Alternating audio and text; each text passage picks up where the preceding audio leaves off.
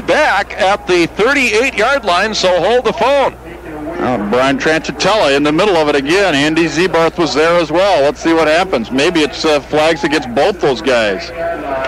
This is unbelievable, Dick. 59-yard return after the fumble by Kyle Robinson, as Darnell Hendricks took it to the end zone, but the flag thrown way back upfield and maybe an illegal block on the return by the Salukis. Jim Hancock's going to lose his cool here real quick with this football team, because it is not a pretty sight. Well, the Salukis run away from the officials with their fists in the air, so perhaps the touchdown is going to stand. Let's see what Bruce Evans knows as we head down now to our University Bookstore sideline microphone. Well, first of all, it was a nice play on the defensive side. As Robinson got stood up, they just reached the football away from him and went down the sideline. The penalty here, as Kurt was saying, was on the should have been on the middle linebacker, as he tore the helmet from Andy Zebarth, and I guess they're going to call it offsetting penalties, but I got to question that. I thought for sure it was against Southern in this situation. They're still talking it over. If it is, that would negate the touchdown. Wow, it would negate the play, wouldn't it? It would also negate the turnover if they call offsetting penalties. What a break that would be for the Redbirds. This is ugly football, ladies and gentlemen. This is as ugly as I've seen any game this year. Well, the Birds, as we pointed out at the start, have had horrible first quarters. Well, they're following suit. They did score a touchdown to start the game. Let's hear Bill Etzler. Holding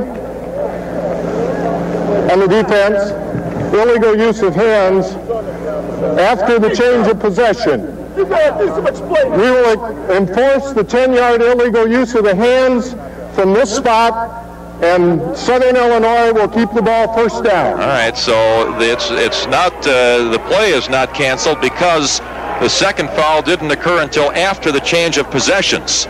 And so that being the foul against the Salukis. So they get the football, but they do not get the touchdown. The penalty assessed from the point of the infraction, and the ball is moved back to where? The 48-yard line, it looks like, in Redbird territory. The Salukis have the football on the Redbird turnover, first turnover of the game. And so it's still 7-7, but Southern gets the football.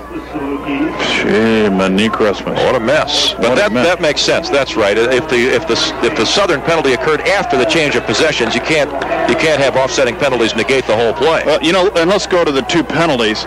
Those guys are 15 yards behind the ball. There's no reason either one of those guys should be doing anything other than trotting after the guy scoring the touchdown. That's, again, mental mistakes by the Redbirds and by Southern Illinois. He's explaining it again, but I think we understand it. The holding call is declined. We enforce the illegal use of hands, and it's first down. Yeah, Southern declines the penalty that was against ISU. The Birds, of course, accept the one that Southern was assessed, and so it's 1st and 10 Salukis at the Redbird 48-yard line.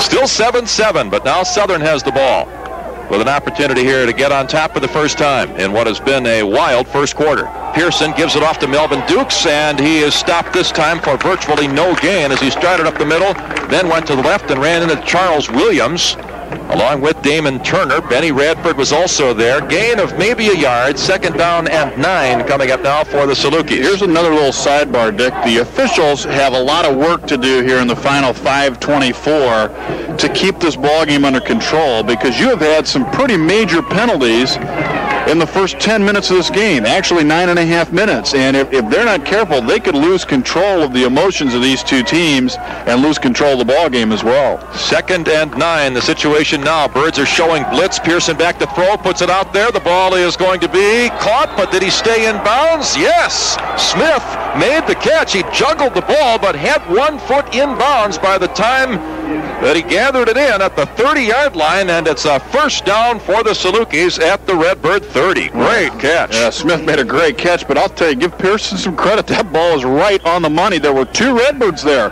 One was short, one was trailing Smith. The ball was thrown right over the short guy and right into Smith's hands. He did a nice job of hanging on to it and a better job of getting 1 foot in bounds, as you said. Sophomore David Smith, who actually lines up as a wide receiver, although he's 242 pounds. 1st and 10, Southern Illinois. 2 wide receivers right, 1 left. Draw play goes to Dukes, and it's Chris Stevens who's all over him after a 1-yard pickup, 2-29. Stevens not fooled by the draw that time. And again, it'll be 2nd and 9 for the Salukis. The Birds scored first here this afternoon. An 87-yard kickoff return by Dixon set the stage for a 1-yard touchdown run by Joel Bosman. But it's been all Southern since then, as they marched 72 yards for their first score, scored on a touchdown pass of 7 yards from Pearson to Damon Jones. And then, after the fumble by Kyle Robinson, recovered by Hendricks, the Salukis on the move again. At the Redbird 29, where it's 2nd down and 9 to go. Pearson back to throw. Over the middle it goes. That's intercepted. And Dwayne Butler has some room to run. At the 40. Cuts inside a man. He's at the 50. It's a foot race now. He's at the 30. It's Herbie Demosthenes, not Butler. At the 10. Makes a juke and goes down at the 4-yard line. Melvin Dukes made the tackle. Herbie Demosthenes makes the interception. 21, not 31. And the Redbirds have a 1st and goal at the 4. If Demosthenes wouldn't have run into Dwayne Butler, his own guy coming down the block, when he made that juke about the 5 pick, he would have scored. But Butler kind of banged into him from behind and knocked him back into a tackler. A horrible pass by Pearson was thrown right to Demosthenes. Herbie got a nice block from Billy Randles at about the 40-yard line here. They got him into the open field and let him really stretch out. Kind of goes along with the way this first quarter has been played, I would think, huh? 69-yard return by Demosthenes, his 2nd pick of the year, and the Redbirds have another 1st and goal. As Bosman will give it off to Will Hill, angles toward the end zone and drives into the end zone for the score that gives the Birds a 13-7 lead. So this time it takes him one play. Hill scores his 3rd touchdown of the season, and with exactly 4 minutes to go in a bizarre first period here at Hancock Stadium, it's 13-7 Redbirds. Well, I think we've had 5 15-yard penalties in this first quarter. We've had a field goal that was negated because of a penalty. We've had a touchdown negated because of a penalty after a stolen football. We've had a kickoff return go to the 10. We've had an interception return go down to about the 4. It's just weird. The Birds have scored 2 touchdowns. Their touchdown drives have been 10 and 4 yards in length as Bosman holds it for Kurz, who puts it up through the uprights, but hold the phone again. We have another one of those yellow hankies on the carpet. Get these guys out of here. Go get a new crew. Well, it's illegal procedure against the Birds. They'll have to kick it again. Jeez, hang it up, Dick. You and I on there. False start. Come on. Well, are they making the wrong calls? Oh, they just keep it. It's an extra point. It's an extra point. Well, this guy can kick it 40 yards. I mean, what difference? If you go illegally, you got to kick it again. You know, they're throwing 2 flags behind it. Hey, come on, get your striped shirt on. I know you got it in the trunk. I've seen it. It's the 9th penalty of this game already. This is ridiculous. And Kurz will have to try it now from the 15. It's the equivalent of a 25-yard field goal.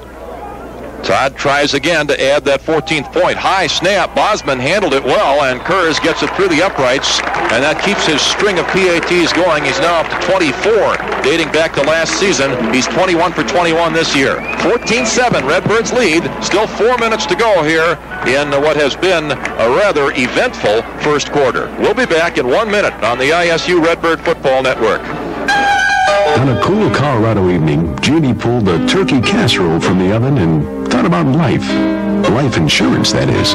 She was on her way to visit her recently widowed friend, Carolyn Fisher, and it made her feel good that she had helped set up their life insurance program so it would provide for their family and help ease the pain.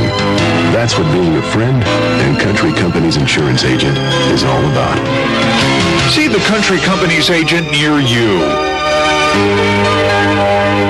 Halftime in East St. Louis, where the East St. Louis Senior High Flyers lead Normal Community by a score of 26-0. The Flyers have dominated on the ground, with Kevin Beard rushing for 143 yards unofficially and 3 touchdowns from 75-19 at 4 yards. Rodney Sessions scored the other TD on a 46-yard run. Normal, on the other hand, has not been able to hold on to the ball, turning it over 4 times. Second half about ready to start. East St. Louis leads Normal 26-0. I'm R.C. McBride reporting. Todd Kurz will kick it again. Boy, for a guy with a sore groin, he's been pretty busy here in this first period. He's getting it loose. Yeah, I guess that's good. 14-7 is the score. Redbirds are on top. Todd with, he's had to kick extra points 3 times. This will be his 2nd kickoff, and he's punted it once. He'll have it held by Frankie West. Birds on top by a touchdown as Kurz approaches the football and kicks it pretty well. as it will fly all the way to the 1-yard line. It's Tolan who handles it there. Comes back to the middle of the field, and he's in trouble back inside the 10, and he goes down. Terrell Patrick made the tackle, and the Salukis will start at their own 8-yard line. And I don't know what Tolan was thinking there. He was going to do some fancy moving back there inside the 10. He did. It was very fancy, but it went absolutely nowhere. Officially, by the way, that touchdown run by Will Hill is 5 yards in length. And so the Redbird TD drives today have been 10 and 5. The Salukis will have to go 92 here if they are going to score the tying touchdown. ISU's average field position is the Southern 29. And, you know, field position has been a big problem for the Birds, but that's certainly not been the problem so far here today. The give to the tailback, and it's Melvin Dukes who runs through tacklers, gets to the outside. Now he's hauled down from behind by Dwayne Butler. That's a gain of 6 yards or so. But, man, it shouldn't have been a gain at all. The Birds are doing a very poor job of tackling here early in this one. Poor job of tackling, but give Southern Illinois' offensive line some credit, too. I think they're doing a nice job of holding their blocks and getting their guys an opportunity to weave and find those openings. And, boy, they've been finding them ruddily here in the first quarter. It is 14-7 in favor of the Birds as Pearson gives it off to Dukes. He goes to the outside, gets by a man, and now he's dragged down after he gets the first down as he crossed the 20 and got to the 22. Good run to the right. Billy Randall's forced to make the stop. And the Salukis have really been able to rush the football, and you know that's a little unusual for them. They came into the game averaging less than 100 yards rushing. They had thrown for about twice as much yardage as they passed for. I bet they'll have 100 yards at the end of the first quarter, or very close. They've got 86 already, Gary says. They'll get 100 before the first quarter ends. 3 minutes to play here in the first period, and the Birds on top by a touchdown. Pearson rolling out to his left, looking down the field, now being chased by Fisher, gets a block and throws it at the feet of the offensive lineman. And are we going to get a flag here or not? Well, Damon Jones was close, and I'll tell you another reason I think maybe it went down so quickly was he was being hit from behind, and maybe the official says that's why it made it look like he was grounding it. Fisher was close to him, perhaps had a hand on him. Let's head down to our University Bookstore sideline microphone. Here again is Bruce Evans. Guys, going back to that run blocking for the Salukis, Coach Sal Sinceri was talking to the defensive line about that very thing on the sideline, saying you got to get your hands on those blockers and then get rid of them. He said you're getting tied up. It looks like they're still getting tied up by those big guys. 2nd and 10 after an incomplete pass. Now Pearson wants to throw it again, puts it out to the side. That's caught, but the tackle made immediately. Frankie West is all over the receiver, Jermaine Gray, after about a 2-yard gain. Birds don't mind giving up that pass, and it'll be 3rd and about 8, maybe 7. He picked up 3 on the play, so we'll call it 3rd and 7 here with 2:32 to play in our opening period. Illinois Wesleyan is playing up at Elmhurst this afternoon. That score is 7-7 in the first period at Elmhurst. Told you that'd be a good one, didn't I? It is so far, and so is this one, as the Birds are up 1 touchdown. Pearson back to throw, looks over the middle, and it's incomplete. A big hit by Billy Randalls on the intended receiver for the Salukis. Reggie Fowler had little chance to hang on to that one as he really took a shot, and Randalls timed it perfectly. Reggie's not real sure what city he's in right now. He was separated from that football by Billy Randalls, and a guy like Billy Randalls loves that kind of play. You know, a little crossing pattern. He's hiding in the weeds, sees it coming all the way, has a running start. Whoa. 4th and 7, and Gagliano will punt for the Salukis for the 2nd time in the ball game. The Birds will get the ball with the lead. Wobbly snap to him, and it's not a great kick. It's wobbly as well. Deion McDaniel at the 33-yard line. Gets by the first man, and now with a block from Jim Cunningham, works his way across the 40 to about the 43-yard line. 1st and 10 from there for the Birds with 1:59 to play here in period number 1. Yeah, let's go back to Southern Illinois' offensive series that last time. You run the football from the 5, first down, good play. Run it again, you get a first down. Then what they do? Pass, pass, pass. Now, it makes no sense to me at all why teams do that. You're running the football as effectively as they are. Why go to something different? That forced them to punt it. A 43-yard kick by Gagliano. 10-yard return by Deion McDaniel, who came into the game as the 9th 1AA punt returner in the nation, averaging over 13 yards per return. Joel Bosman, the senior quarterback out of Woodstock, has Rainey and Hill in the backfield. And it's Maceo Rainey in motion. And the give to Will from that tailback spot. He's churning up some yardage, crashes across the 50, and gets to about the 47 in Southern Territory, where he'll be close to a first down for the Birds. We still have not seen Hickey Thompson, and as Bruce Evans told us earlier, Thompson turned his ankle during warm-ups and is hoping to see some action, but hasn't yet. It is enough for the first down for the Birds. Well, as well as Will Hill has been able to run, and what little amount of room they've had to start their offense. You know, you pointed out a 10 and a 5-yard touchdown drive. We know Will's had some opportunity to run the football. He's had some holes. He came into the game with only 189 yards for the season.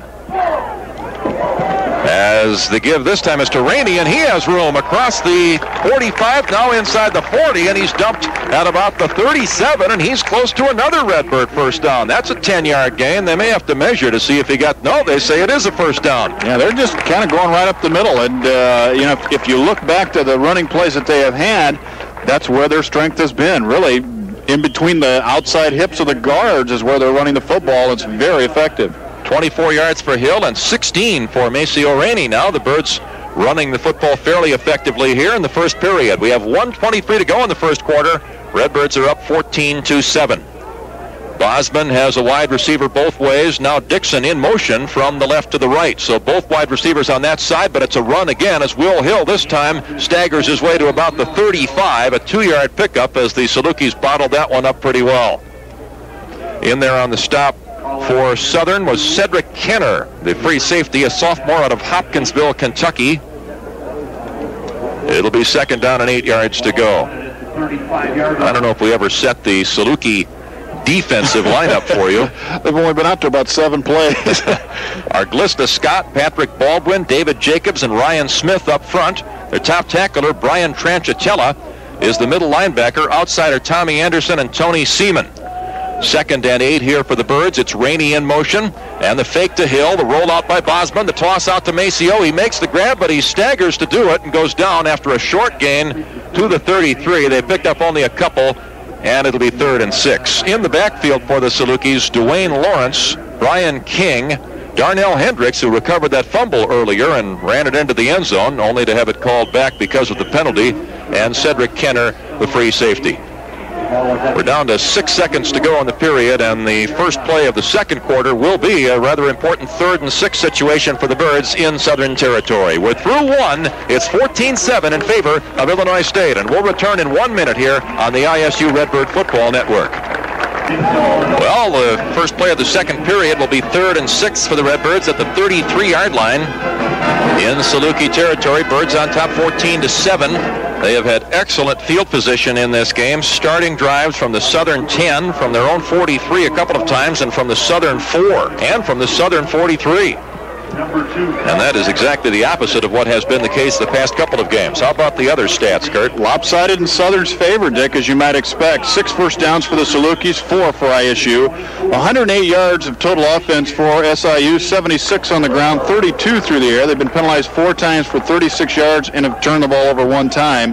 The Redbirds have 64 yards of total offense, 37 on the ground, and 27 through the air. They'll go through the air here as Bosman puts it out there. It is caught by Dixon, and he's got the first down as he's out of bounds at the 24-yard line. The Birds lined up with 4 wide receivers that time and went to the pass, and Bosman able to find Kevin Dixon, who's having a nice ball game. He had that big kickoff return which started the game. That's a big 3rd down conversion right there, too. One thing I didn't get to in the stats, Illinois State has been penalized 5 times for 45 yards. So in that first quarter, Dick, 9 penalties for over 80 yards, and Redbirds also with a turnover, so each team has a turnover in that first quarter. Both wide receivers here to the left side. As the Birds up 14-7 are looking for more. The give is to Will Hill. Up the middle he goes through 1 tackle. He's across the 20, and he rambles his way to about the 18-yard line. A pickup of 6 or so. 2nd and 4 will be coming up. Darnell Hendricks, who recovered the fumble earlier, in on the stop for Southern. Also in there for them was their free safety, Cedric Kenner. 48, Tommy Anderson, and they're running the ball good on first down. Excuse me, Dick. I was just thinking, 2 times before that, I think they picked up 10 yards on first down. Right here, it's a good 7 yards on first down. Their first down average has been wonderful so far. Yeah, it is 2nd and 3 instead of 2nd and 4. And the give to Maceo Rainey. He gets outside, but he's knocked down at the 15, maybe the 14-yard line, and he'll come up a yard short of the first down. In there for the Salukis that time, Mark Neal, a senior out of Brookport, Illinois.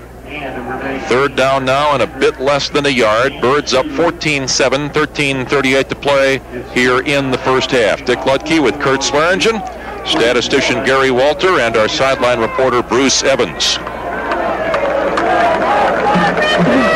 A full house backfield this time, straight T formation as the Birds look to get it on 3rd and a bit less than 1. The give to Hill, he dives and he's got the first down. A great dive up over the line and all the way down to the 11-yard line. That's a 4-yard dive for Will. 1st and 10 from there. He was like body surfing that time. He got up on top and just kind of rode a wave of humanity down to the 11-yard line.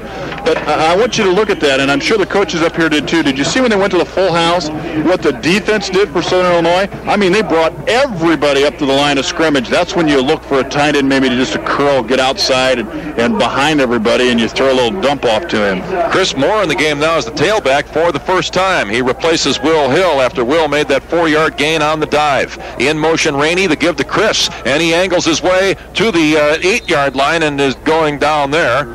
Pick up of a couple, maybe 3 for Chris Moore, as now Hill is back into the game, and Moore will exit. Chris, a sophomore out of East St. Louis, transferred from Culver Stockton. He's played periodically for the Redbirds this year, came into this game with 131 yards on the ground. He got to the 7 that time, so that was a 4-yard gain, and it's 2nd down and 6 from there. Robinson and Dixon wide to the right. The tight end Octoberg is on the left side. Here's Dixon in motion toward the left. And the play run to the left. Will Hill glances off a tackle at the 5 and bangs his way to about the 2. And he's close to the first down, but does not appear to have it. It'll be 3rd and 1 from the 2-yard line as the Birds go back to their short yardage offense. We see Jim Orsulak, the former University High School player, into the game as an extra blocking back. Jack Schweiger also checks in. They'll go double tight end here. Not that this is the place to throw the football, but let's see what Southern Illinois does. Obviously, there's not a lot of room to operate defensively, but let's see if they come up and stack real tight again. There they are, Dick. Look at that. Birds started this drive at their own 43. They're down at the 2 now as the give is to Will, and he crunches to the 1, and he does not get the touchdown, but he might have gotten the first down. If he didn't, it'll be 4th and very short. Salukis bottled that one up pretty well, and they're untangling bodies now. And the line of scrimmage will be about the 1. I think they got it. Yeah, they're inside the 1, and it sure looks as though, yeah, they've got the first down. They're going to bring the sticks out and measure, but boy, and we don't have a very good angle on it, but it looks obvious from here that he did get the first down. Let's head downstairs to Bruce Evans. Well, from field level, they're going to bring him out, as you mentioned, but there's no question that ball is splitting the 1-yard line, and the yard marker was, outside of the 1, so really a no-brainer as far as I'm concerned. We'll see if the paint stripes are painted correctly. Yeah, if this is not a first down, there's something wrong over there. As they stretch the chains out now, it is a pretty important measurement, and it is a first down for the Birds. So instead of 4th and a few inches, it's 1st and goal from inside the 1-yard line. Well, the Redbirds faced this situation at the University of Buffalo and failed to score a touchdown. We'll see if the Salukis can keep the Birds out of the end zone as ISU looks to go up 2 touchdowns here early in the 2nd period at Hancock Stadium. Same formation, double tight end, straight T. Jim Orsulak lined up as the fullback. The other running backs are Hill and Rainey. Bosman gets it, gives it to Will. He dives. He is in for another touchdown. Will Hill scores his 2nd TD of this game, his 4th of the season, and the Birds now lead it by 20-7. Will Hill gets up in the air, doesn't he? He did that a lot last year. He hasn't had really as many opportunities to do it this season. But last year, how many touchdowns did he score a year ago? It was 7 of them. He has 4 now for this season. I think of his 7 touchdowns last year, about 5 of them were on those dives from the 1-yard line. Yeah, he can get up in the air. Nice hole made for him, and One of the guys leading it right up through the middle was Jim Orsolak. He actually took out the linebacker in front, and Orsolak came out injured on that play. Todd Kurz, who is battling that slight groin pull, will try to make it 3 for 3 in this game on PAT attempts. He does. He puts it through there, and amazingly, we see no flags on the extra point attempt. So it's 21-7. Birds are up here with 11:21 left to play in the first half. We'll return with more ISU football in 1 minute on the Redbird Network. This is a special report from ABC News. Bullets are apparently fired into the White House press briefing room today. Apparently no one was injured, according to witnesses and police. At least one bullet is said to have pierced a window of the press room, and a ridge was visible in a nearby wall. Reporters said they heard multiple shots, and Secret Service agents advised reporters to keep down. White House Chief of Staff Leon Panetta rushed to the press area to see what had happened. President Clinton, just home after an overnight flight from Saudi Arabia, was in the White House residence at the time, but was not injured. A spokeswoman for the District of Columbia Police confirmed that one or more shots were fired at the section of the White House complex housing the press room, but she said she knew of no arrests. Although CNN reports there has been one arrest, this has not been confirmed. Again, reports of bullets fired into the White House press briefing room. No reports of injuries. One arrest reported, but that has not been confirmed. I'm David Leslie, and this has been a special report from ABC News. 11:21 to play in period number 2. Todd Kurz again kicking it off, having it held by Frankie West, and this one sails high and pretty deep. Melvin Dukes a yard deep in the end zone, will run it out. Kind of showed some indecision there before he did bring it out, got to the 20 and then went down at about the 21-yard line. Dion McDaniel down there to make the hit for the Birds, and so Southern starts with poor field position once again at their own 21.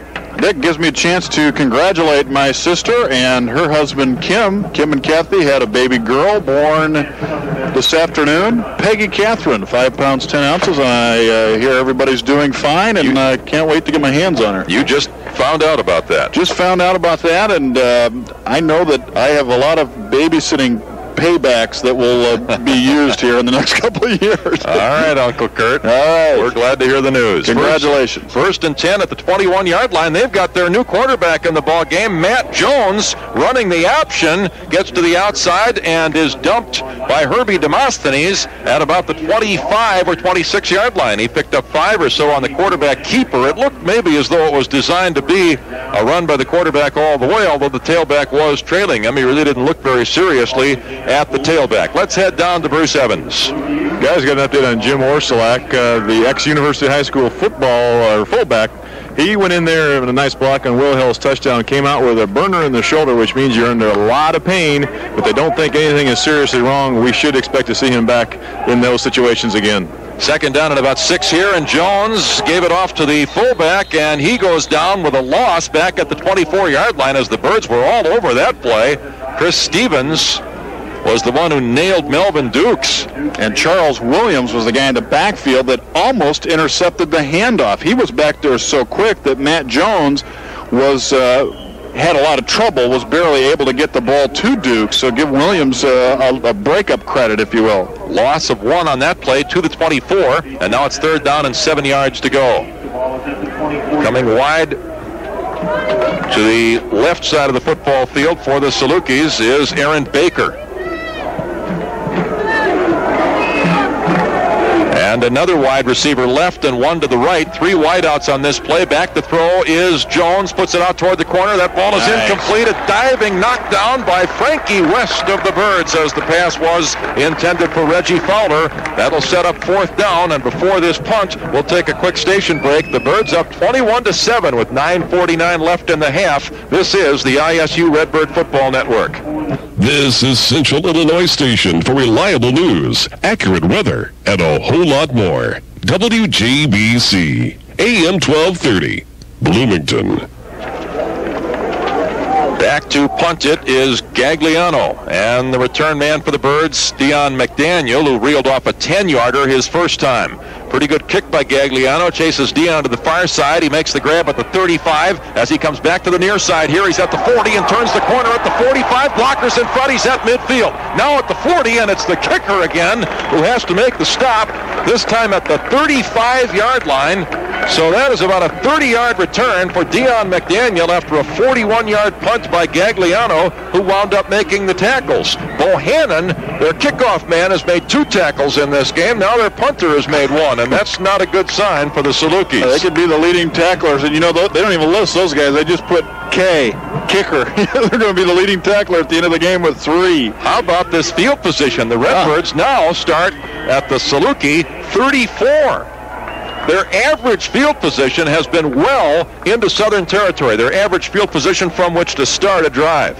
Yeah, it's just outside the 30 is their average. And they're at the 34 here as it's Dixon in motion. Here's Kevin getting the pitch, and there are flags all over the place as Dixon gets across the 20 and to about the 18-yard line. I think it's a block below the waist. There was a couple of cut blocks, and I think they're saying it was too close to the line of scrimmage to allow that. Oh, they're calling a hold. And it's against the Redbirds, and either way, the play is coming back. I did not see it as a clip. Now, I could see maybe a cutback below the waist, when you're at the line of scrimmage being called, but boy, I didn't see a clip where those flags were thrown at all. Now, Bruce is right down there, and he knows a heck of a lot more about blocking than I do, but it sure seemed like they were clean blocks from the clipping standpoint. But apparently there was some holding. Let's listen to Bill Etzler. Of holding, still first down. And so the ball will be moved 10 yards back from the point of the infraction. And that'll put it at the 44-yard line in Southern Territory, where it'll be first down and 20 yards to go. And down we go to Bruce Evans once again. To him, Bosman looking to throw. Robinson over the middle, but he overthrows him intentionally as Cedric Kenner had the very good coverage along with one of the cornerbacks for the Salukis, freshman Dwayne Lawrence. Incomplete pass makes it second down and 20. Dick, you called that one right. That was an intentional overthrow. Joel sat back there and waited to see if Kyle was going to get in the opening. He was really about the only receiver that was out on the route that time. Saw that he wasn't, didn't want to take any more time letting him run around back there, so just overthrew it. I think that was a good decision by Joe Bosman. Gary points out that ISU's worst field position of this game so far, from which to start a drive, has been their own 43. They've had it there twice, and on all of their other drives, they've started in Southern Territory. Here's Bosman on a quarterback draw, and he's tripped up by his own blocker, really, as he ran up the legs of Maceo Rainey and went down after a short gain of 4 yards, setting up third down and still about 16 to go. That's one of those where in the film session, especially if you win, they'll say that the 45-yard line tripped Joe Bosman. Now, if they lose, they'll be a little upset about it, but if they win, they'll make a little joke out of the 45-yard line. Well, it was either the yard line or Rainey which tripped him up. Maybe Rainey wasn't involved. He was definitely clumsy.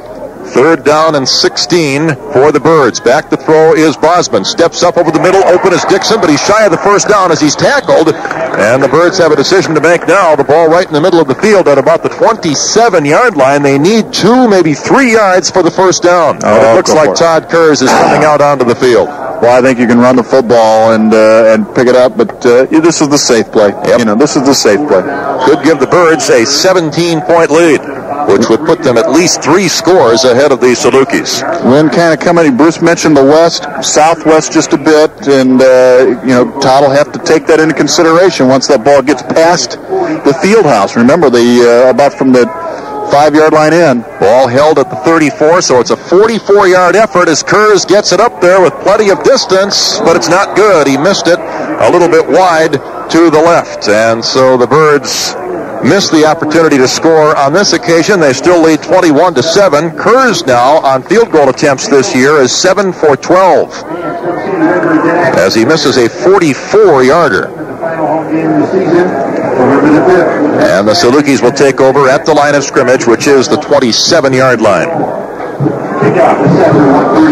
It's almost like he was planning on the wind to take it more than it did, Dick. Like he started it to the left and was hoping the wind would push it in through the crossbar and or the uprights, and it didn't. Southern down a couple of touchdowns, gets the ball back at their own 27-yard line. And Pearson is back in at quarterback now. They're playing musical quarterbacks as the give here is to the running back. I believe that's Tolan, and he doesn't have much as he has swallowed it up at the line of scrimmage. Eric Johnson, one of the 2 ISU transfers from the University of Pittsburgh, in there now to make that hit. And it'll be second down and about 9 after a 1-yard pickup. The ball at the 28-yard line in Southern Illinois territory. We're halfway through period number 2. Redbirds led 7-0. Southern tied at 7-7, had a chance to take the lead as they recovered a Redbird fumble in Illinois State territory. But the Redbird defense came through there, and the offense since has scored a couple of touchdowns. As the pass over the middle is caught by Jermaine Gray, and he goes down immediately at the 47-yard line after the hit by Jerry Creer. But what a grab by Gray, who had to go high up in the air to get it on the fingertips. He brought it back in, and that's a first down Southern. Beautiful catch by Gray. You know, it's I've heard Terry Bradshaw describe that crossing pattern as the prettiest play in football, and it really is when it works out that way. You know, you really extend the receiver. He's coming full speed across, and, you know, if he just gets by one tackler, there's a lot of green grass out there to run on, in this case, AstroTurf. Here's Pearson giving it off to Melvin Dukes. He gets across the 50 and goes down at the 48 in Redbird territory. That's about a 5-yard pickup, and Southern is on the move again here. Salukis have been able to run the football against the Redbirds fairly effectively, and we pointed it out earlier. That's saying something because Southern came into the game averaging just under 100 yards per game. They have to be up over 100 yards for the game now, or close to it anyway. No, I think they said, I think Gary said 87 at the end of the first quarter. They're right at it now. Second down and 5 after that 5-yard pickup. They try to get over it here as Melvin Dukes gets the handoff, but he didn't get much. Maybe a yard as the Birds bottled him up as he looked for a hole on that right side. Nice play by Charles Williams. He came across the line of scrimmage, Dick, and he knew that he was going to get trap blocked, so what he did was he rolled back to the inside and just rolled down on the ground, and what he ended up doing was getting in the path of Dukes, and he did get blocked, but not enough to push him out of the way. So that's just a real smart play by Williams, and just getting in the way and actually got a piece of the tackle. And Chris Stevens helped him finish off the play, and now it's third down and 5 to go from the 48 in Redbird territory. 2 wide receivers to the right, 1 to the left. Birds are showing blitz here. Randalls is coming. Pearson is well protected. Now he's on the run. He couldn't find the receiver, and he goes down at the 49-yard line. The Birds were blitzing, and Pearson still had time and couldn't find an open receiver. Great job by the defensive backs who were forced to play man-to-man. And Billy Randall's the blitz guy. Dick was the one that got the sack, and that's just determination. This is a guy that just loves to hit people, you know, and he battled his way over on the right side of that offensive line, left side of the defense, and just kept fighting until he got free and actually ended up getting Pearson. Gagliano will punt it again, and Dion McDaniel, who's had another good day returning kicks, is back to receive this one. Gagliano gets it away, and McDaniel will make the catch at the 10. He gets by the first man, now gets by another, dodges through a couple, and now is hauled down from behind at the 17, and there's another flag thrown. Oh, yeah. Over in the area of Matt Lynch, and one of the Saluki players who were jarring well away from the ball, Kevin Skinkus, the Saluki player involved in that confrontation. Yeah, Gagliano gets a lot of practice. Maybe that's why he's so good. Let's see what we got this time. We have a personal foul, face mask, 15 yards, and a first down. And he has pointed in the direction of the Salukis, so it is a penalty against them. And that will move the ball up across the 30. Well, this will still be the worst field position for the Birds in this game. At the 33-yard line, it is 1st and 10 for Illinois State in their own territory. Would you tell me Gagliano's average coming into the ballgame? 42. Yeah, and I bet this guy averages probably 6-7 punts a game. Well, I think that does help you. If you kick a lot, you're probably going to have a better average.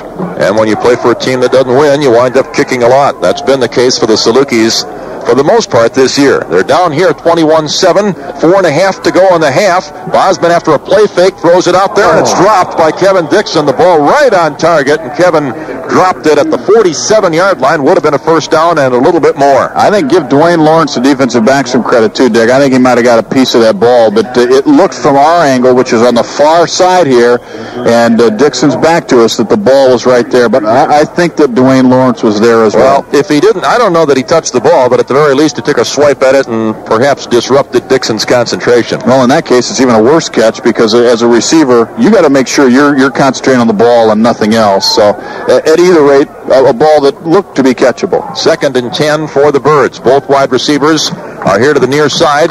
Give with a big hole to Maceo Rainey. At the 45, he bowls over a tackler and crashes to the 50-yard line. That's a 17-yard gain for Maceo, who comes up from the play throwing his fists in the air. It's 1st and 10, Birds at midfield. I love it. Cedric Kenner, who is their free safety, who normally free safeties aren't real good tacklers, okay? They're back there for other reasons than tackling, but he just got plowed over by Mason Rainey. Actually did a backward somersault, comes out of the pile, kind of jogs away like, yeah, I'm okay, I'm all right, you know? And Maceo Rainey just wiped him out. 1st and 10, Birds. Wide receivers both to the right, Robinson and Dixon. Here's Rainey in motion toward that right side. And Bosman, after the play fake, rolls right, throws it out to the tight end, Octoberg. He catches the ball and goes down at the 35-yard line. 15-yard gain for the Birds. 1st and 10 from there with 4 minutes and 1 second to play here in the first half, with the Birds on top, 21-7. Down we go now to our University Bookstore sideline microphone. Bruce? Quickly, guys, John McAvoy is on the sideline getting his right ankle taped over the shoe, as a matter of fact, trying to get him in before this drive is over. And also at halftime, I'm happy to say that I will have an interview with Estes Hood, one of the all-time greats for Illinois State. Estes, the former Green Bay Packer player, among those watching the Parents' Day game here. Jeremy Keeble is the one in there at that right guard spot for McAvoy. And the give is to Will Hill back in the game, and he is hit just as he crosses the line of scrimmage and goes down after about a 2-yard gain. The Saluki tackler on that play, Brian Tranchatella, a junior out of Peoria, played at Bartonville Limestone High School. He's their leading tackler. Well, he is a feisty guy too. He's not been happy since the opening buzzer, man. He's looking for somebody to take out. There's that middle linebacker instinct there. Even on that tackle, though, the officials kind of had to pull him away, and then his teammates grabbed him and... That's a middle linebacker's name, too, isn't it? Yeah, Tranchatella. 2nd and 9 for the Birds. Both wide receivers to the right. Dixon coming back in motion. The pitch is to him. He's sweeping to the left now, and he's tackled from behind as the gain is a rather short one. Good pursuit that time by the linebacker, Tony Seaman, the junior, out of Sherman, Illinois. You know, I go back to that completion of Tim Octoberg, too, Dick, which was 3 plays ago. You know, that's a guy who you just plays the game, you kind of forget about him, and then all of a sudden, boom, there he is, and he makes a 15-yard completion, solid pass reception. Solid player. He's the snapper as well for the Redbirds, and he's done a great job in that area all year long. I like to see him used. Excuse me. Birds face a 3rd and 6 here. We're down to 2:21 to go in the first half, and the Redbirds are trailing or leading 21-7 as Bosman is back to throw, puts it over the middle. That's caught.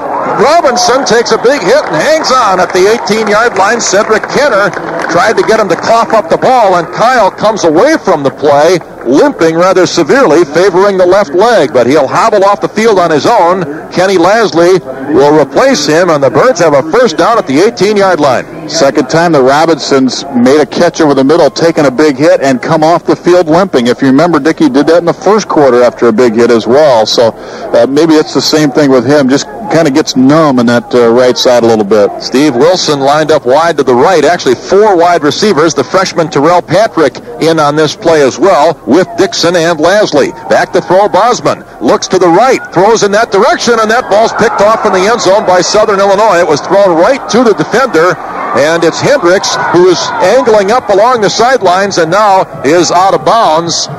Over there, I believe, at about the 25, 24-yard line, the Salukis get the football on the second Redbird turnover of the day. Well, Bosman was stepping up into the pocket, Dick, and I think, again, he was hit right as he released the football and actually caused the ball maybe to even be tipped or his arm to be stopped the momentum, and did not get the ball up and over the top of the defender, who is Hendricks. Hendricks is right there to make the interception at the goal line. And that is interception number 6 of the year against Joel Bosman.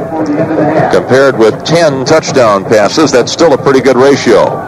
21-7 in favor of Illinois State. Southern now with the ball fairly deep in its own territory. Melvin Dukes gets the handoff. He does some slanting and juking, and now he's dropped after a gain of about 4. That was a long play for a 4-yard gain. Deion McDaniel came up there along with Billy Randles to make the hit. Well, and with a guy like Billy Randles floating around back there, you don't want to stop and juke around with this guy. You know, you want to take Billy Randles head on. You may not win the battle, but the more you juke, the better chance you give him of getting up ahead of steam, and just he doesn't juke with you. He's just going to plow right through you. So if you're running against a guy like Randles, you want to take him on instead of try to maneuver around him. Only a minute to go in the half. The Salukis do have all 3 of their timeouts, but it looks as though they're going to play it pretty cozy here as they give it off to Tolan, and he does get the first down, but not much more. About a 6-yard gain out to the 35, and from there it'll be 1st and 10. The clock stopped for the moment as they move the chains forward with 54 seconds to play in the half. Back to Bruce Evans we go now. Quickly, guys, Kyle Robinson has got a little problem with his right knee. He felt a twinge on it.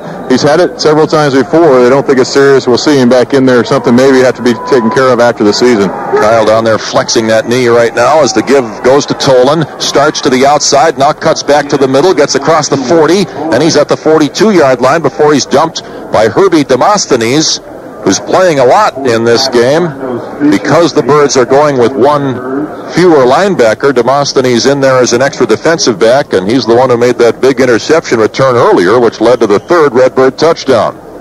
This time he makes the tackle after about a 6-yard gain, and the clock is still moving, and it's a little surprising to me that Southern doesn't try to do a little bit more with this opportunity as they continue to run the ball here. We're down to 10 seconds to go in the half now. They're going to run it again, and this is Tolan diving out across the 40 to the 46-yard line. He does have a first down, and that'll stop the clock with 6 seconds left in the half. And will they call a timeout here and heave it down the field one time or not? I'd say if you go with their pattern, no. They're just going to go into the halftime trailing by 2 touchdowns.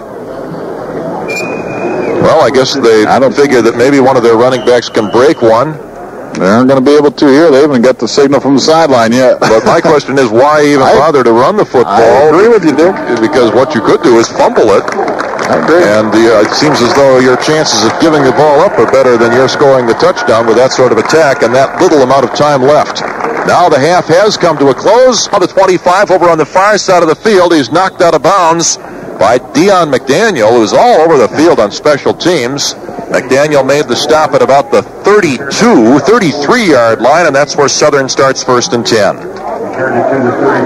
Well, we'll see how ISU's defensive front, Dick, reacts as we start the 3rd quarter. Now, you remember, over 100 yards of rushing for Southern Illinois, which is really uncharacteristic for the Salukis in the first half of play. They don't even average that in a game, so we'll see if there's any adjustments made. They're going to pass it here on the first play. David Pearson is the quarterback. He runs away from the defender. He's across the line of scrimmage, now across the 40, and he's tackled from behind by Charles Williams at the 42, just shy of the first down. Well, I like the way, it's so subtle, but if you looked at the way Charles Williams made that tackle, Dick, and they teach this, is the right arm came right over the top of Pearson and made up almost like a karate chop on the football to try to strip the ball out of there. At the same time, the left arm is grabbing around the legs. I just love to see subtle little things like that to try to get a turnover right away in the ball game. And there's a flag on this play, of course, or something. Well, it isn't a flag. It's a problem with the clock. The clock now says 15:24 to play in the 3rd period. We started, of course, with 15 minutes to play in the period. Now we've got a bit more than that, so they're going to try to sort that situation out here before we resume play. The gain on that play was 9 yards, 2nd and 1 coming up for the Salukis. The Birds play their final home game of 1994 next Saturday. Eastern Illinois will be here. And, of course, we'll be here as well on the air with pregame coverage at 1:05. Kickoff time is 1:30. Wide receivers both ways for the Salukis. Reggie Fowler, their top wide receiver, wide to the left, but they're running the ball on 2nd and 1, and it's Dukes who gets nailed by Fisher, but not before he got the first down and got up to the 45-yard line. That's a 3-yard pickup, and it's 1st and 10, Southern Illinois. Nick, did I see Jim Cunningham out there at that time, too? He was in on the tackle as well. Is that number 10, Jim Cunningham? Jim Cunningham is number 10, and he is in the ballgame right now as an extra defensive back playing out on the corner. The Birds going a lot with 5 and 6 D-backs this afternoon, and he's in there right now instead of Deion McDaniel, as it is 1st and 10 at the 46-yard line in Southern Territory for the Salukis. Here's Pearson back to throw this time over the middle. Short gain to Dukes, who is tackled almost immediately just into Redbird territory at the 49. About a 5-yard pickup. Bill Randall's made the stop. 2nd and 5 for the Salukis, who are moving it down the field here on the first possession of the second half. I'm kind of concentrating right now on that D-line, Dick, just to see if there's any pressure at all or to see if they're able to get away from those offensive linemen. If you remember, Bruce said that Sal Sincera was talking before, early in the ballgame about getting these guys off of you, stop being tied up by them, and it seems to me they're still being tied up with those big offensive linemen, not getting any penetration at all. 2nd and 5. The only running back is Dukes. Rolling out to throw it, though, is Pearson, looking long down toward Fowler, but he throws that one out of bounds. There was a flag thrown in the Southern backfield. The Birds may have a decision to make here. It is going to be holding against the Salukis. And the question is, do you take the incompletion, which would set up 3rd and about 5, or the penalty, which would make it 2nd and 15 or so? They're talking to ISU's defensive captain, Damon Turner. Let's hear the decision from Bill Etzler. Of holding, and the offense still 2nd down. And the Birds have decided to take the penalty, so it's 2nd and 15. Back at the 42-yard line in Southern Illinois territory. And the officials picked up a piece of one of the Redbirds' belts, so maybe that's what they were holding on to, and actually pulled it right off of somebody's pants. Won't be able to hold that anymore. Nope. Fowler comes wide to the right on 2nd and long. And Pearson gives it off. Sweeping to the right is Dukes. Turns the corner at the 45, quickly gets to the 50, and carries tacklers to about the 46-yard line. And that'll leave him just a couple yards short of the first down. Big gain by Melvin Dukes of 13 yards back into Redbird territory at the 46. Interesting thing they did that time with Charles Williams, who was playing up in that defensive tackle slot, is as soon as the ball was snapped, he just did a little shuffle step down the line. So he really didn't make a penetration move. He just came straight down the line and was kind of reading the play almost like a linebacker would. So they, instead of rushing 4, they rushed 3. They're trying anything, Dick, right now, and none of it's worked real well. 3rd and short. Jermaine Gray, wide right, Fowler left, back to throw, and it's incomplete, intended for Dukes, as the quarterback had to get rid of it a little sooner than he wanted to because of the blitzing Herbie Demosthenes. And what an interesting call on 3rd down and about 2. They've been running it so effectively, but they try to throw it out in the flat. They failed to complete it, and Gagliano is on the field to punt. We've questioned that before. I just don't understand why you would do that when you run the ball as effectively as you had, especially today, and not thrown it very well. Keep running the football until ISU stops you. Deion McDaniels had a 30-yard return and a 10-yard return. This is a big kick, and McDaniel will let this one bounce, and it does go into the end zone. And that is something different for the Redbirds. We do have, by the way, a penalty back at the line of scrimmage. But how many punts this year have gone out of bounds inside the 5-yard line? The Birds had 3 of them, 2 of which went out at the 1 at Northern Iowa last Saturday. Well, we talked at halftime, Dick. Kicking games, special teams, very important. Either they can help you a lot or they can kill you. And last week is part of being killed. We've got a face mask against the Redbirds called. Oh, boy. They're going to accept that penalty and get the first down, and this will be the second time that's happened in this game.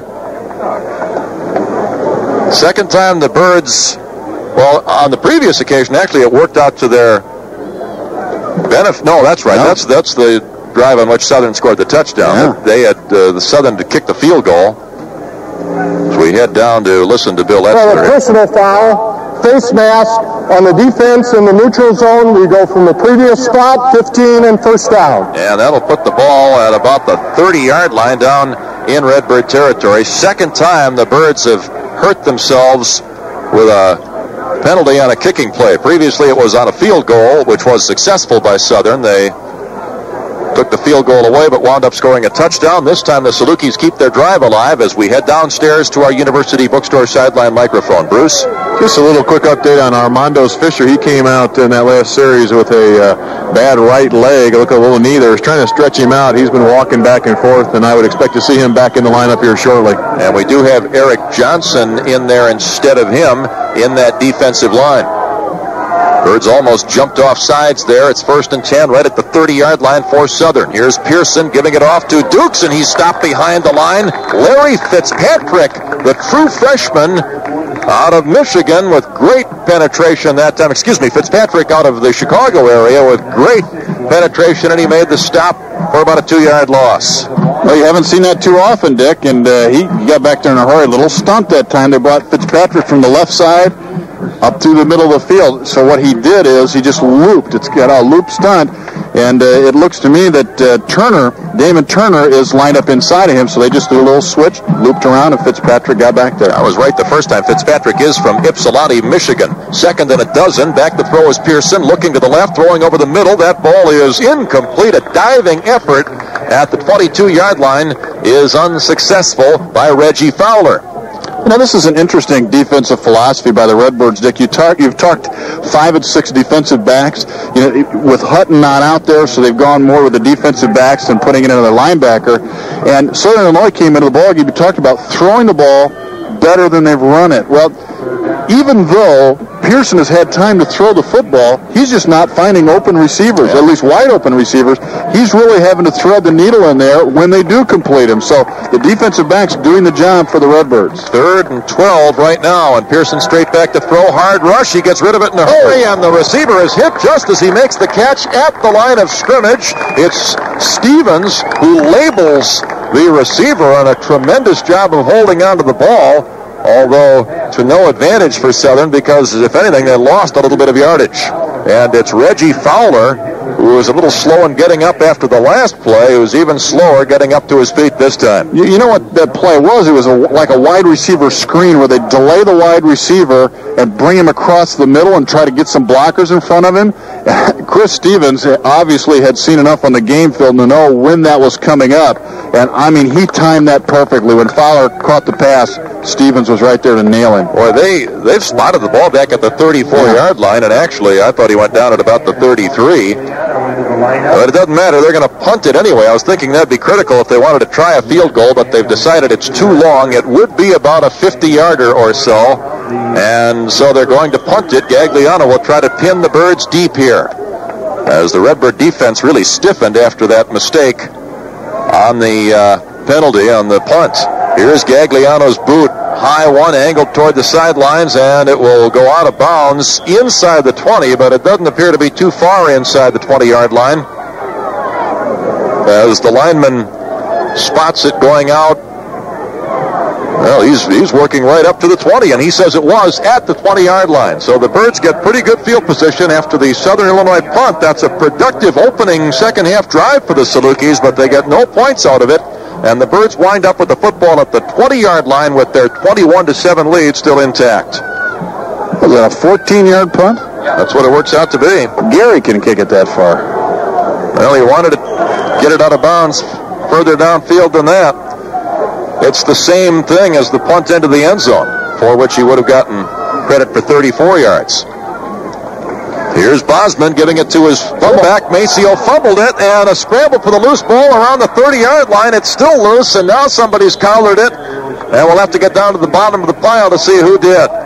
Rainey had a big hole up the middle, had about a 7-yard gain, but coughed up the football.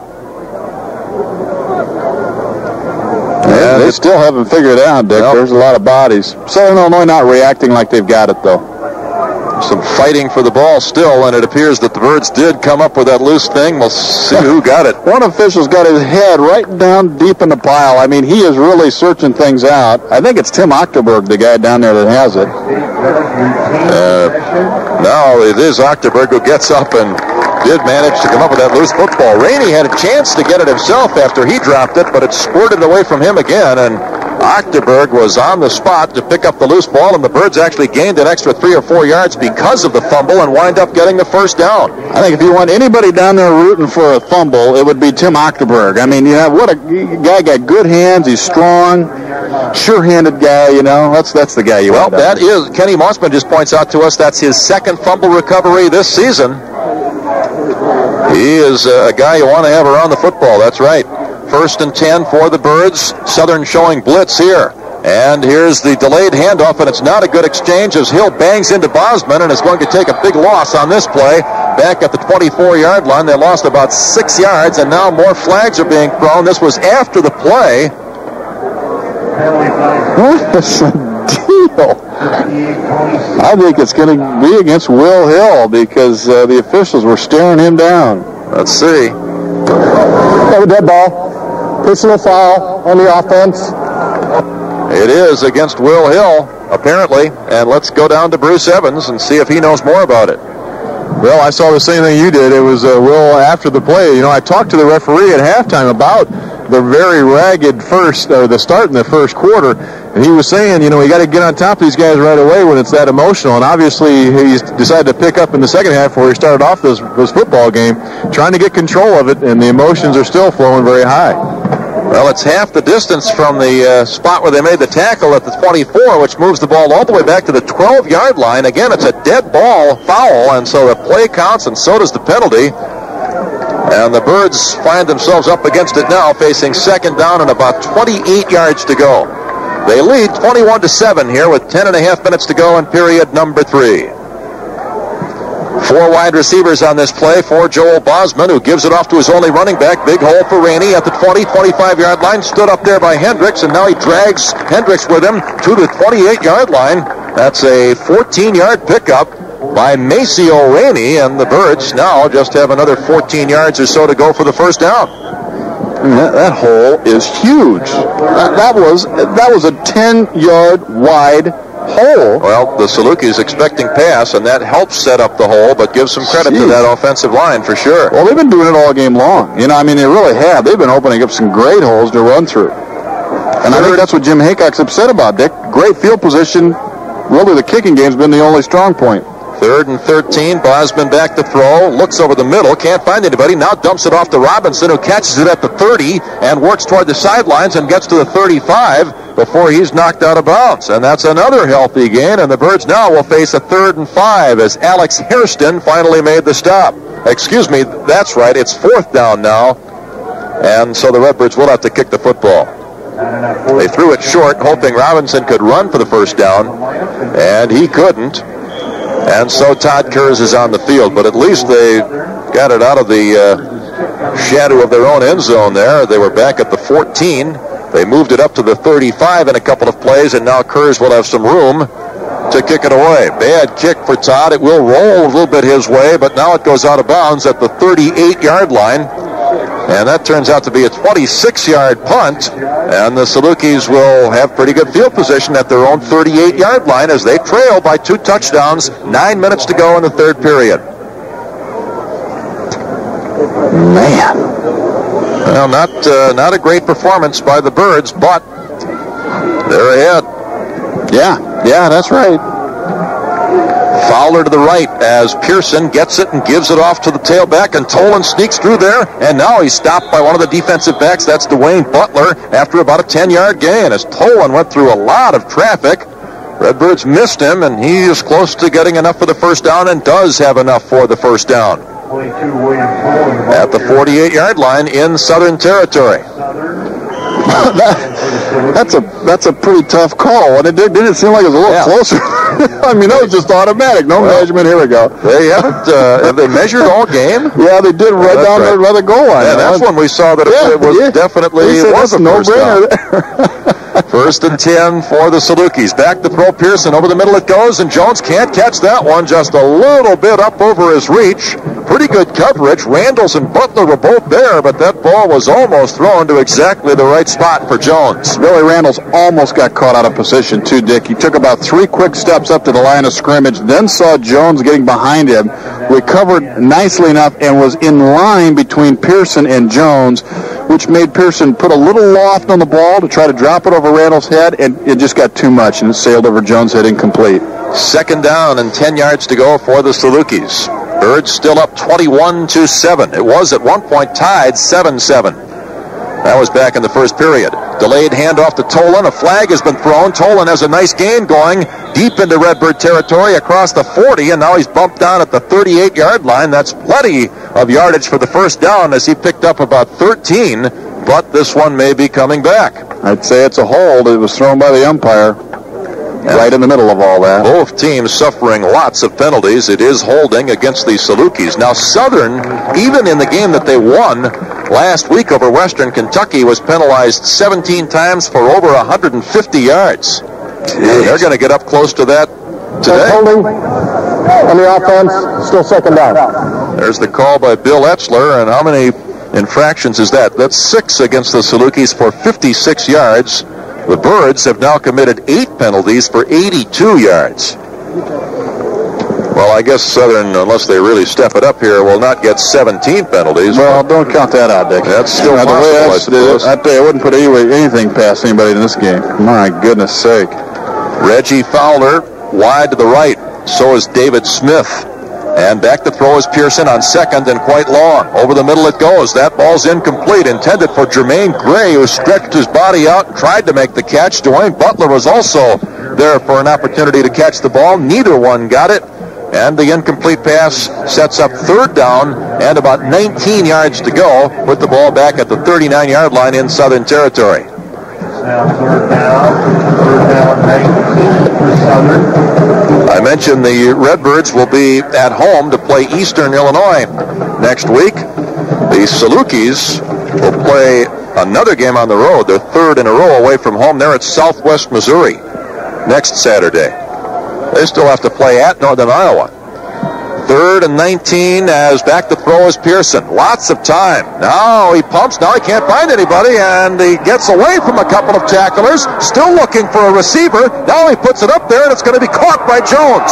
25-yard line, 20. With the angle is Butler, but he won't get to him. Jones scores the touchdown, and the Salukis are within 8 points at 21-13. A couple of things you got to point out. Number one is the good job by Pearson of getting out of the grasp of one of the defensive players for Illinois State. The other is downfield. There was a great block thrown by William Tolan. Bill Randles looked like he was going to catch up to Jones after he caught the pass, but Tolan got down there, got a piece of Randle just to knock him off, and Jones was able to skip into the end zone. And the touchdown makes it 21-13 in favor of the Birds, as now the Salukis can get to within 7 points. Ryan Gibbon is their kicker. The holder is Pearson, the quarterback. 7:53 left in the third quarter as Gibbon punches it through there, and it's a 7-point ball game now. Redbirds 21, Salukis 14, and we'll continue with more here in just 1 minute on the ISU Redbird Football Network. Well, the Redbird lead has been cut in half. It is now a 21-14 ball game. 61-yard touchdown pass from Pearson to Jones, and boy, it sure appeared as though Pearson was going to get sacked. Somehow he got away from 2 Redbird defenders who may have gotten in each other's way a little bit. And Jones was open. Pearson found him. Give the Salukis credit. And also think of how much time he had to throw the ball before the pressure was on. Yeah. You know? And then once he got away from it, he had even more time, and Jones was just kind of floating around going, I'll find a spot. Those defensive backs can't cover him forever. That's right. Bohannon will kick it off. Birds have had a couple of big kickoffs in this game. Let's see if they can get another one here as they try to build that lead back to 2 touchdowns. Pretty good kick by Bohannon. It flies to the 6-yard line. McDaniel has it there. He's quickly up 2 to 20, runs through a couple of people. He's at the 30, and he works his way to the 38 before he's tackled from behind. So the Birds with another good return. They've had plenty of those in this game, and they start with good field position as we head back downstairs after our University Liquors kickoff. We head to our University Bookstore sideline microphone, and here again is Bruce Evans. Well, Dick, not surprisingly, Coach Jim Haycock was over there with the defense, specifically talking to those linemen again, saying those offensive linemen are the worst in the gateway, and they're just whipping your behinds. You got to get a little bit tougher. Wants them to get off the ball a lot faster. We'll see what happens next time the Salukis have the football. As the Birds are up over it now. Bosman with the eye behind him. Will Hill is the tailback. Maceo Rainey is the fullback. Hickey Thompson has still not played in this ball game. And here's the fake to Will. Rolling out is Joel. Bosman is going to run it. He's quickly to the 45, and he's close to the first down. He might have been forced out of bounds. He was just before he got the first down. Nothing wrong with that. It'll be 2nd down and very short for the Birds, just shy of midfield. Well, Will Hill just cleaned the clock of Ryan Smith, the defensive right end. Hill got the play fake and just wiped Smith out. There's some pretty good hitting going on here occasionally, but it has not been a real pretty game. Yeah, these teams don't like one another very much. That's rather obvious. We've had lots of personal fouls.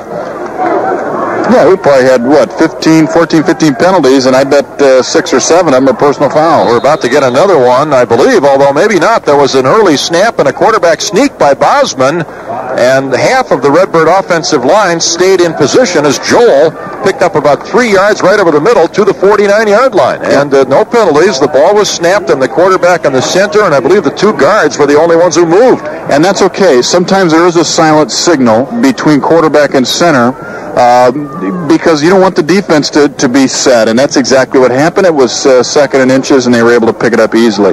So it's 1st and 10 for the Birds. They're just on the other side of midfield. 21-14. Redbird lead is only 7 points now over the Salukis of Southern Illinois. Maceo Rainey in motion. The give to Will Hill up the middle. There's room for Will. He bangs his way across the 45 and gets to the 41-yard line. That's another 9-yard pickup on 1st down. It'll be 2nd and about 1 coming up here for Illinois State. I think both these teams' defensive lines have taken a little break this afternoon. Neither one of them doing anything against the offensive lines.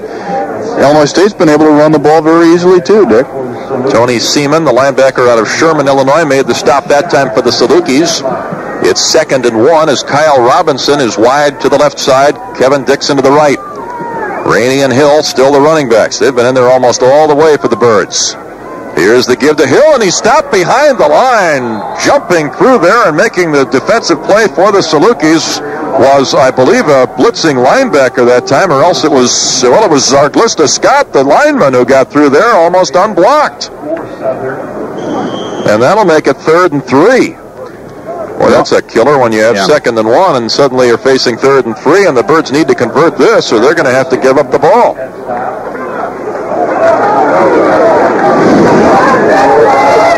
Hill and Rainey are split this time in the backfield. Both wide receivers to the left.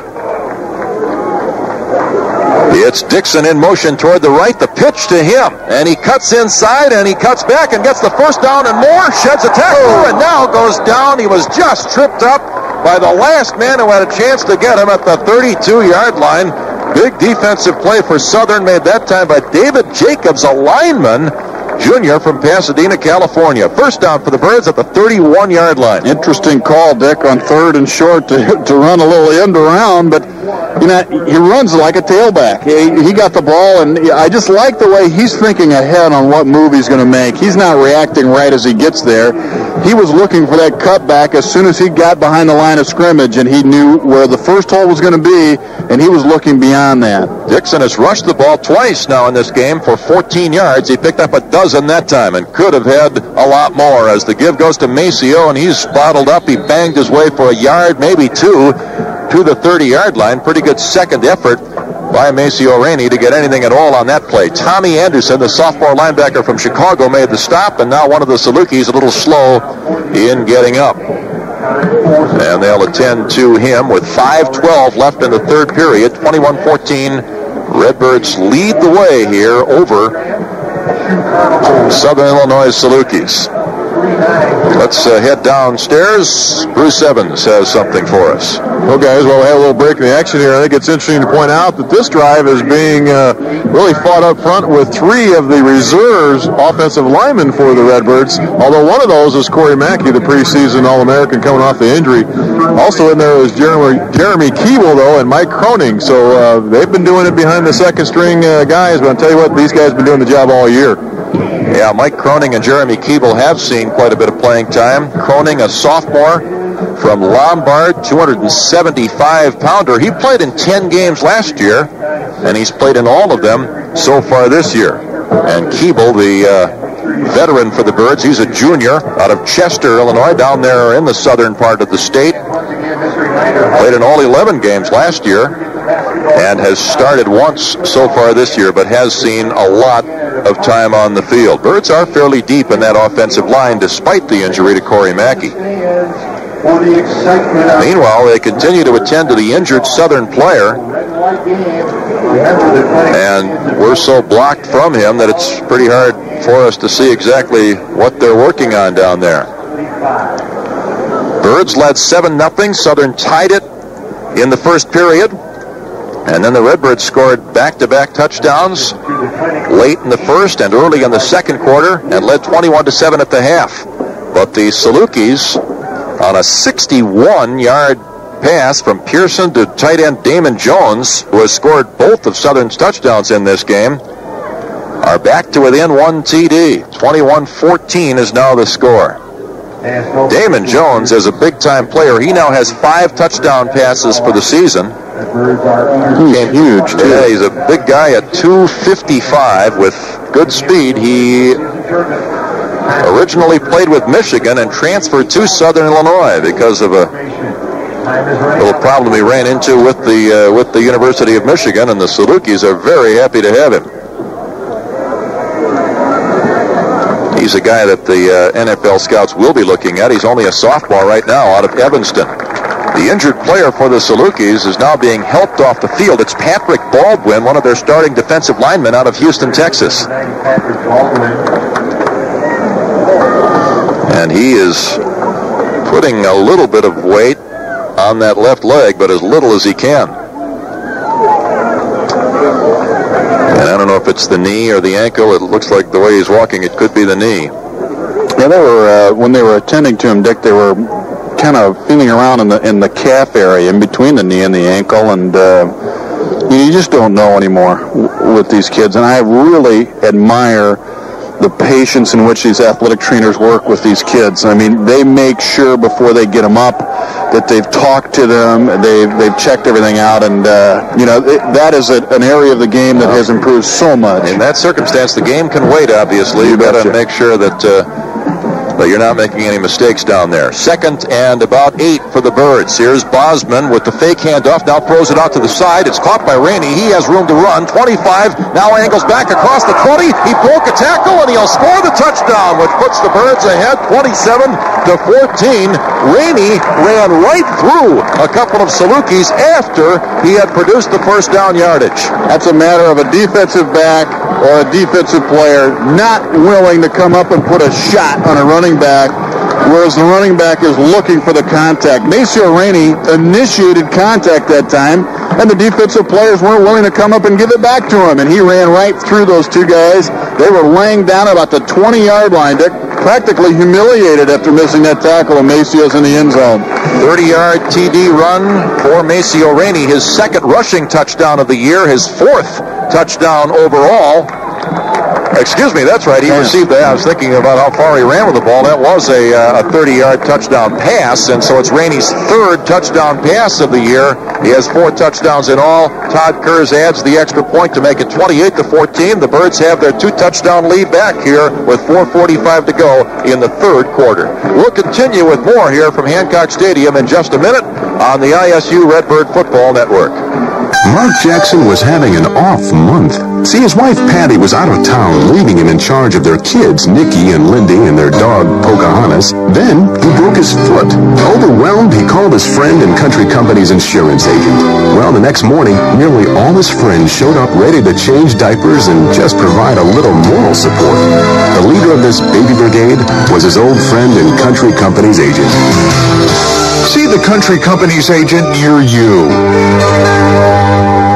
Talk about bizarre. Police say one lone man standing on Pennsylvania Avenue outside the White House fence pulled a gun and fired more than a dozen shots at the building where the president lives.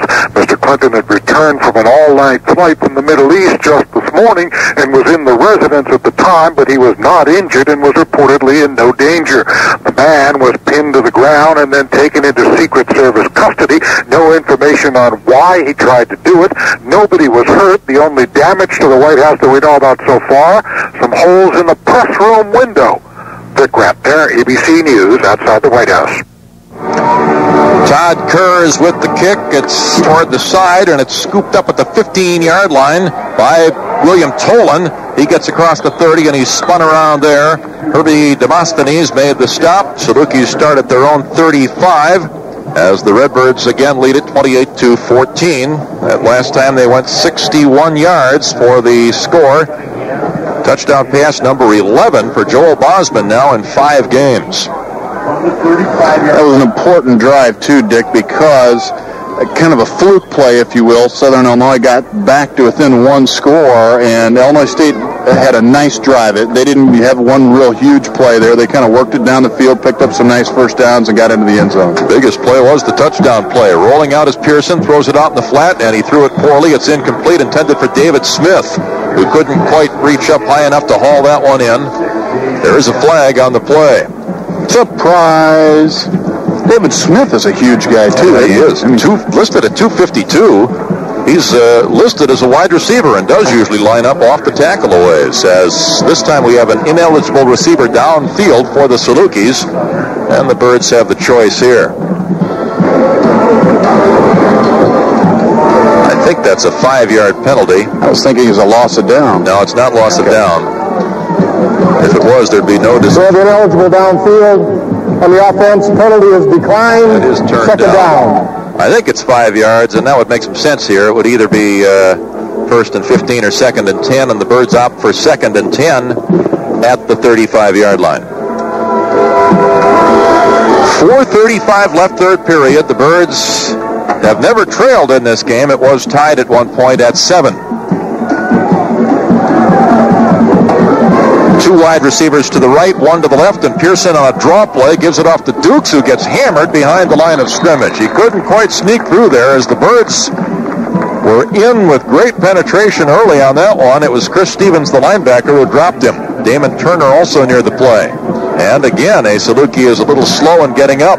This is Dukes that's slow getting up, and you remember Bruce said that Jim Haycock challenged the defensive line a little bit the last time they came off the field, and it was a nice job of stacking things up in there. Larry Langlois is in there, and Williams and Damon Turner doing a nice job of jamming things up in the middle.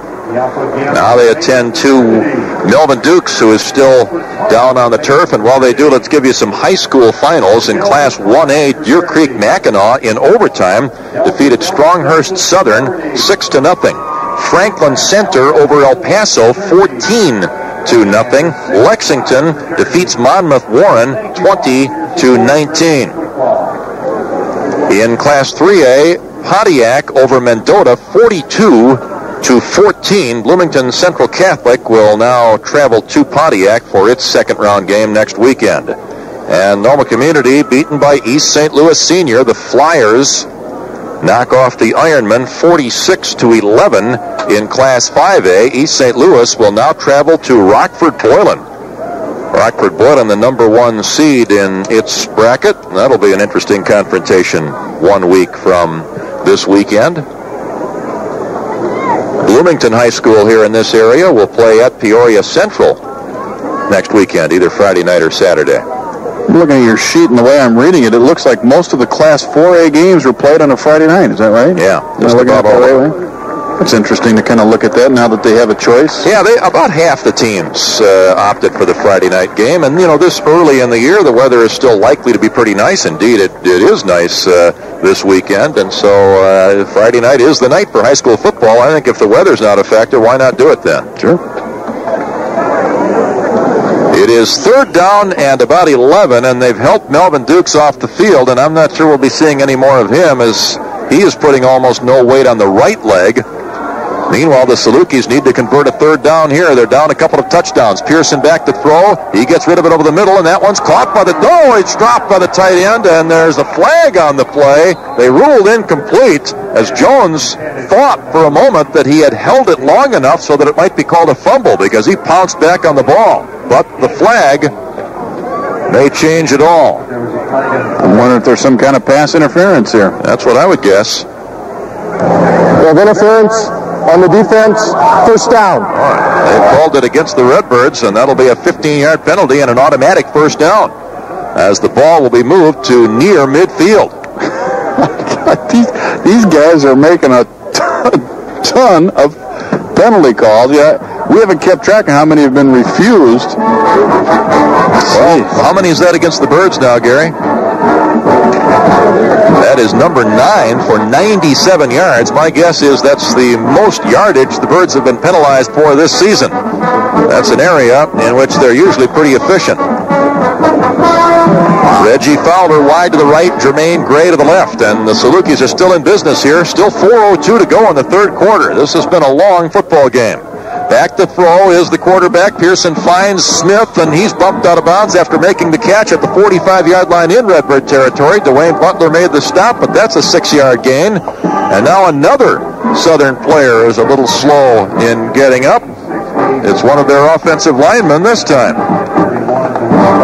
The guy hurt is Chris Myers, a junior from Carmi, Illinois, and they'll attend to him. And this is a physical football game, obviously. And Charles Williams is the guy that put the shot on Myers. He would be the third Southern player to be helped off the field if indeed he does need some assistance here on this series. Yeah, I was going to say, in this series alone, yeah. 28-14, the Redbirds on top here over Southern Illinois. The Birds looking for their third straight win over the Salukis. And by the way, if they get it, it'll be the first time since the early 70s that the Birds have won 3 in a row over the team from Carbondale. They did it in 72, 73, and 74. And it would be their third home field win in a row over Southern Salukis. I'll tell you, Jim Haycock has had his share of conversations with the officials crew, in particular with Bill Etzler, the referee. They're not talking about dinner either, Dick. Jim is not too happy with the way his guys have played this afternoon, but he's also not thrilled with the guys in the stripes and the job they've done. Well, and I'll be honest with you, there's some calls that I'm not brilliant at this either, but there's been some calls that I have seen what they called it on and can't find any fault with what happened. We have Eastern Illinois now ahead of Indiana State 30-21 in the fourth quarter. At one point, we were told Indiana State led 17-14, which means the Sycamores have scored 2 safeties in the interim. So there could be a mistake there, but for now we have Eastern Illinois ahead 30-21 at home against Indiana State. Well, maybe there's a 4-point field goal or something now that we don't know about. I think that's the only way to score 4. Southwest Missouri out in front of Central State 14-0. They're in the fourth quarter of that game at Southwest Missouri, and we've mentioned the big Gateway Conference Championship game tonight at the Unidome in Northern Iowa between Western Illinois and Northern Iowa. Myers is walking off the field under his own power, but he is going to the sidelines. He appears to be walking okay, though. We may see more of him later on. At any rate, the Salukis are up over the ball. They face 2nd down and 4 at the 45-yard line in their own territory.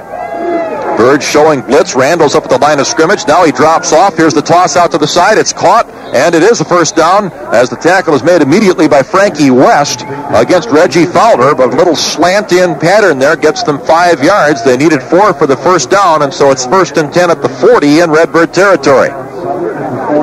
Good coverage by Frankie West, but on that slant, he was behind the receiver, and boy, it's just, if the ball is right there, it's very difficult to knock it away from that position. Jermaine Gray now back in the game for the Salukis. Meanwhile, Joel Bosman warming up on the sidelines. It's been so long since he's been out on the field. He didn't want to get stiffened up. 1st and 10, Southern Illinois. In motion is Reggie Fowler. Here's Pearson, a play fake. He rolls left, looks to throw, spins away from Radford, but then he gets him anyway. Great play as he sacks him back at the 48-yard line, a loss of 8 yards. That's just a good aggressive play by Benny Radford. You know, a lot of times defensive guys will get out there and they'll get faked out because, you know, the back, quarterback, running back, whatever it is, makes a little move and the defender goes for that. Benny didn't do that. He said, I'm going for this point. He ran hard to that point. The quarterback was almost by him. He reached out, got a piece of the jersey, and made the play. That's just good hustle. Radford's 3rd sack of the year, and now it's 2nd down and about 18 for Southern. 2 wide receivers left, 1 to the right. Here's the give to the running back, and Tolan just tripped up after he crossed the 45-yard line, or he would have had quite a few more yards. Herbie Demosthenes got just enough of him. The gain is about 8, what they lost on the previous play, and now it'll be 3rd and 10. But Demosthenes didn't get much of him, just enough, and yeah, I would think Tolan has to go back to the huddle, being a little disappointed he didn't get through that tackle. Just kind of lost his balance a little bit as Herbie got a piece of his legs. 3rd and 10. 2 wide receivers to the left. Birds up a couple of touchdowns, but still lots of time to go. 2 minutes left in the 3rd quarter. Pearson looks to throw it quickly, does get it out to Jones, who tries to get away and can't. Boy, a good job of hanging on there by Billy Randles as he wouldn't let Jones get away, and then finally Billy got some help from Chris Stevens. They did not get the 1st down. The gain about 3 or 4 yards, and the Salukis will have to kick it away. Boy, Randall's hanging on to Damon Jones, and he was holding a handful there. Yeah, that guy is a moose. Billy knew he wasn't going to bring him down by himself. Well, he was holding on saying, help, help. Waiting for the assistance to come, and it did come in time. Gagliano will try to pin the Birds deep, although you got to watch for a fake here. And now a flag has flown, and I think there was some movement in the Southern offensive line. Yeah, Charles Williams came up and made a quick step, and then I think the left guard moved quickly. Charles was pointing at him at least. Redbirds didn't even have a punt return team on the field. They were looking for the fake there. Now they've waved off the flag. And the Redbirds are wondering what's going on. Jim Haycock is beside himself. Now he wants his defense back on the field. He doesn't believe they're going to kick it here. He wants his defense ready for a fake. As long as it's 4th and 6 here instead of 4th and 11. So he puts the defense back on the field. McDaniel is back a little ways in case they do kick it and in case he wants to return it. But the other guys are lined up as if to play defense. So let's see what the Salukis are going to do. They'll snap it to Gagliano, and he does kick it and angles it toward the side. And where's it going to go out of bounds? It bounces out of bounds, and the official will spot it at the 9-yard line. The Birds will start at their own 9 after a 27-yard kick. 1:52 left, 3rd quarter. Redbirds up 28-14 over Southern Illinois. I thought Jim Haycock was going to pull that little manager right with him onto the field. Did you see him? That manager was flying behind him. I don't know who he is. He was honored before the game as one of the seniors, and I know Jim respects him a lot. Well, there was some movement in that offensive there was. There's no question about it. Jim did not believe that penalty flag was waved off. That manager he holds onto the headphone cord. Here's the pitch to Will Hill. He gets outside, bangs his way across the 15. He's to about the 18 before they finally put him down. Boy, Will running with some meaning in this game. It was Hendricks who made the stop. The thing is, if it was totally missed, maybe you could understand that if the flag was never thrown. But once it's thrown, somebody obviously saw it. So why would you wave it off? Because these guys don't know what they're doing. That's why. We've already had 20 penalties called. What are you talking about? These guys are nuts. 2nd down and a yard to go for the Birds. We're in the final 90 seconds now of what has been a very long 3rd quarter. Birds up 28-14. In motion, Maceo Rainey. Here's the give to Will Hill. He's going to get the first down. He's going to get some more as he crosses the 25 and spins his way out to the 28-yard line. 1st and 10 from there for the Redbirds. Back down we go to our University Bookstore sideline microphone. Bruce Evans, go ahead.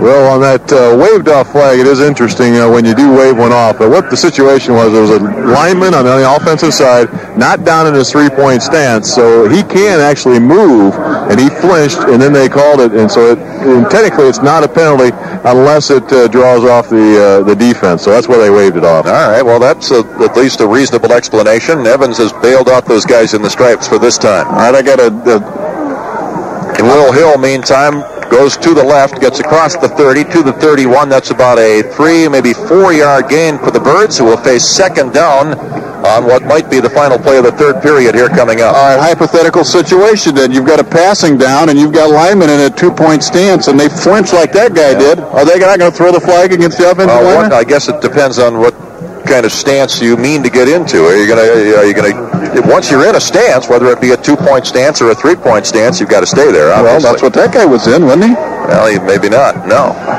What kind of stance was he in then? He was in a different type of stance.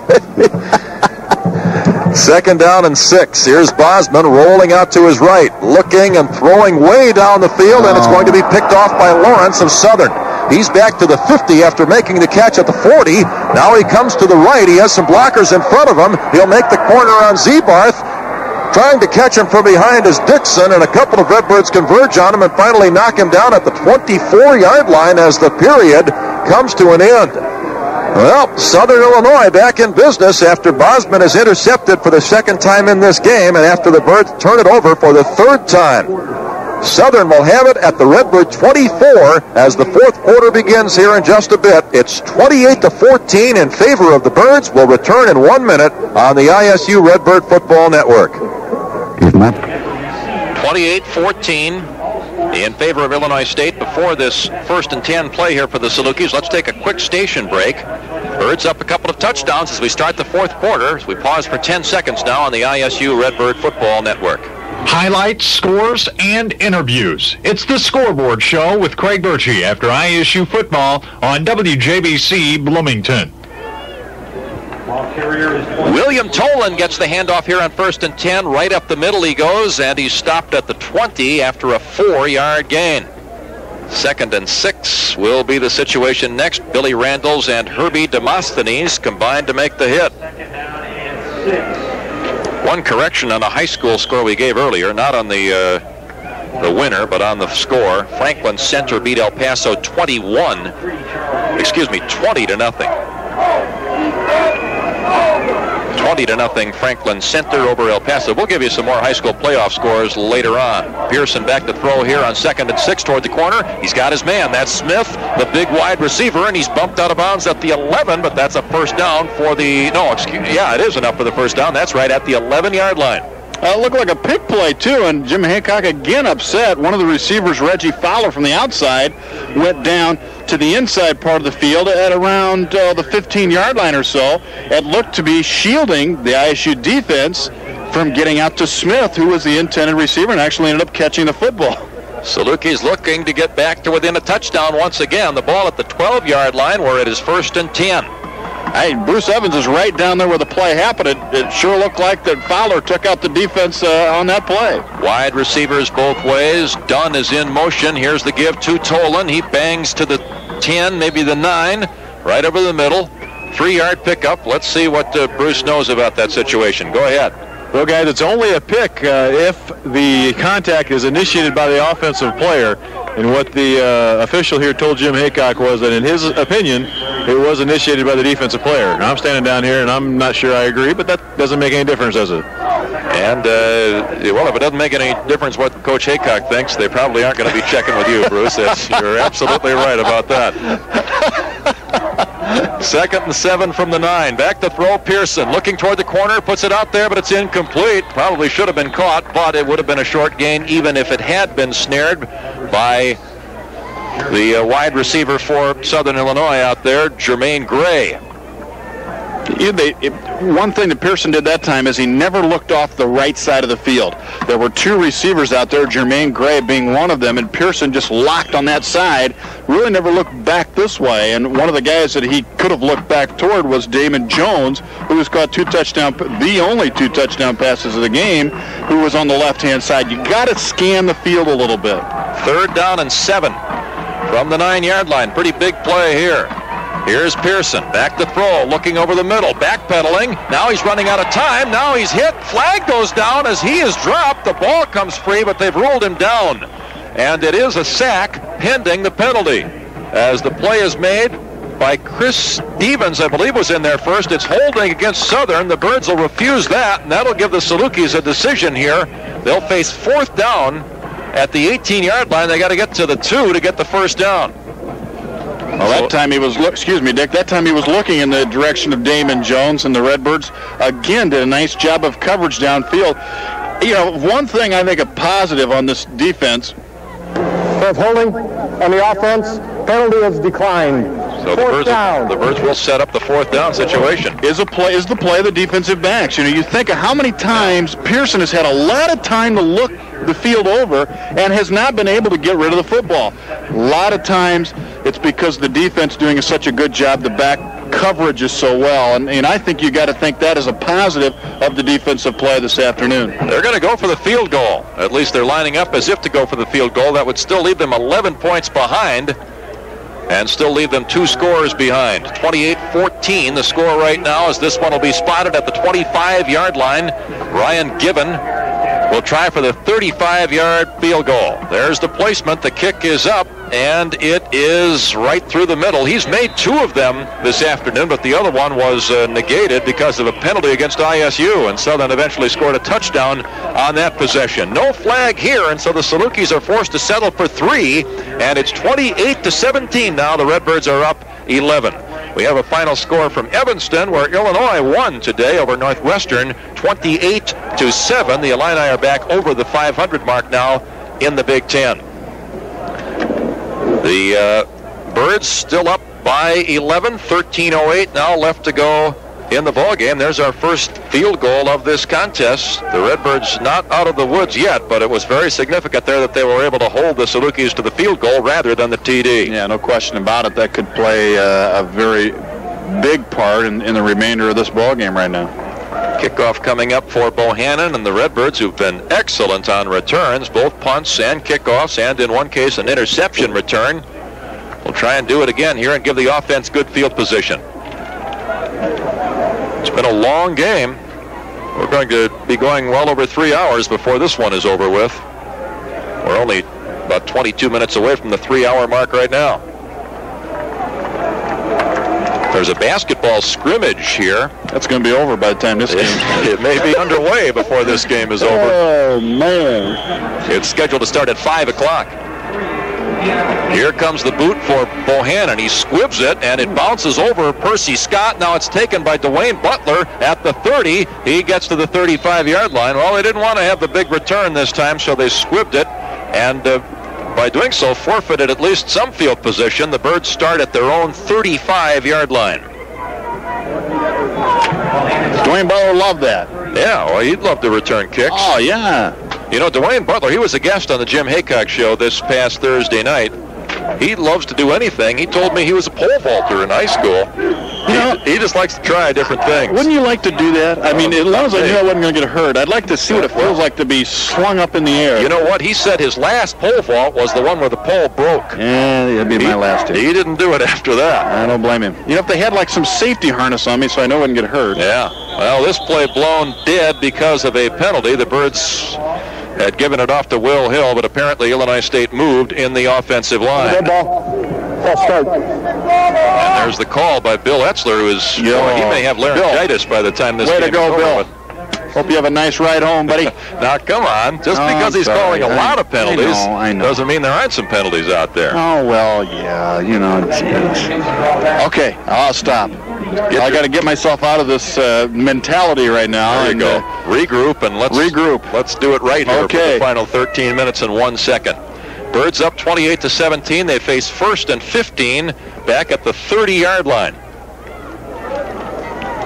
In motion, Maceo Rainey. And the give to Hill. Up the middle, there's a bit of a hole. Crashes out across the 35 to the 36-yard line. Hendricks put a pretty good stick on Hill, but actually it kind of went the other way, too. You know, the offensive line for Illinois State doing just a great job all game long, I think. Will Hill is getting through that first initial surge cleanly, very cleanly, and he's putting some hurt on defensive backs and linebackers when he's getting there, and that's a good 5 yards past the line of scrimmage. So you got to give some credit to, if it's the first teamers or second teamers, doesn't matter. That offensive line has really played solid all game. There are still 3 second teamers in there if you count Corey Mackey as a second teamer.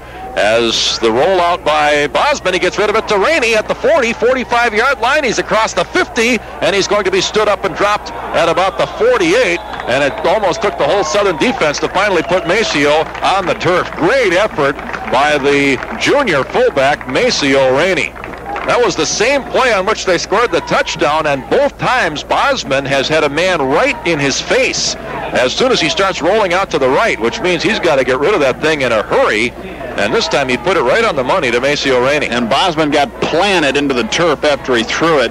And I thought for a minute Harold Etheridge was going to get planted over here on the sideline by one of the officials, because he came storming out on the field, had the headset off, and was a big stare down by the linesman just saying, "Get back where you belong." 1st and 10 for the Birds at the 47-yard line. And the give to Maceo straight up the middle, through a couple of tacklers, and now he's hauled in from behind, but not before he reels off another 10-yard gain or so.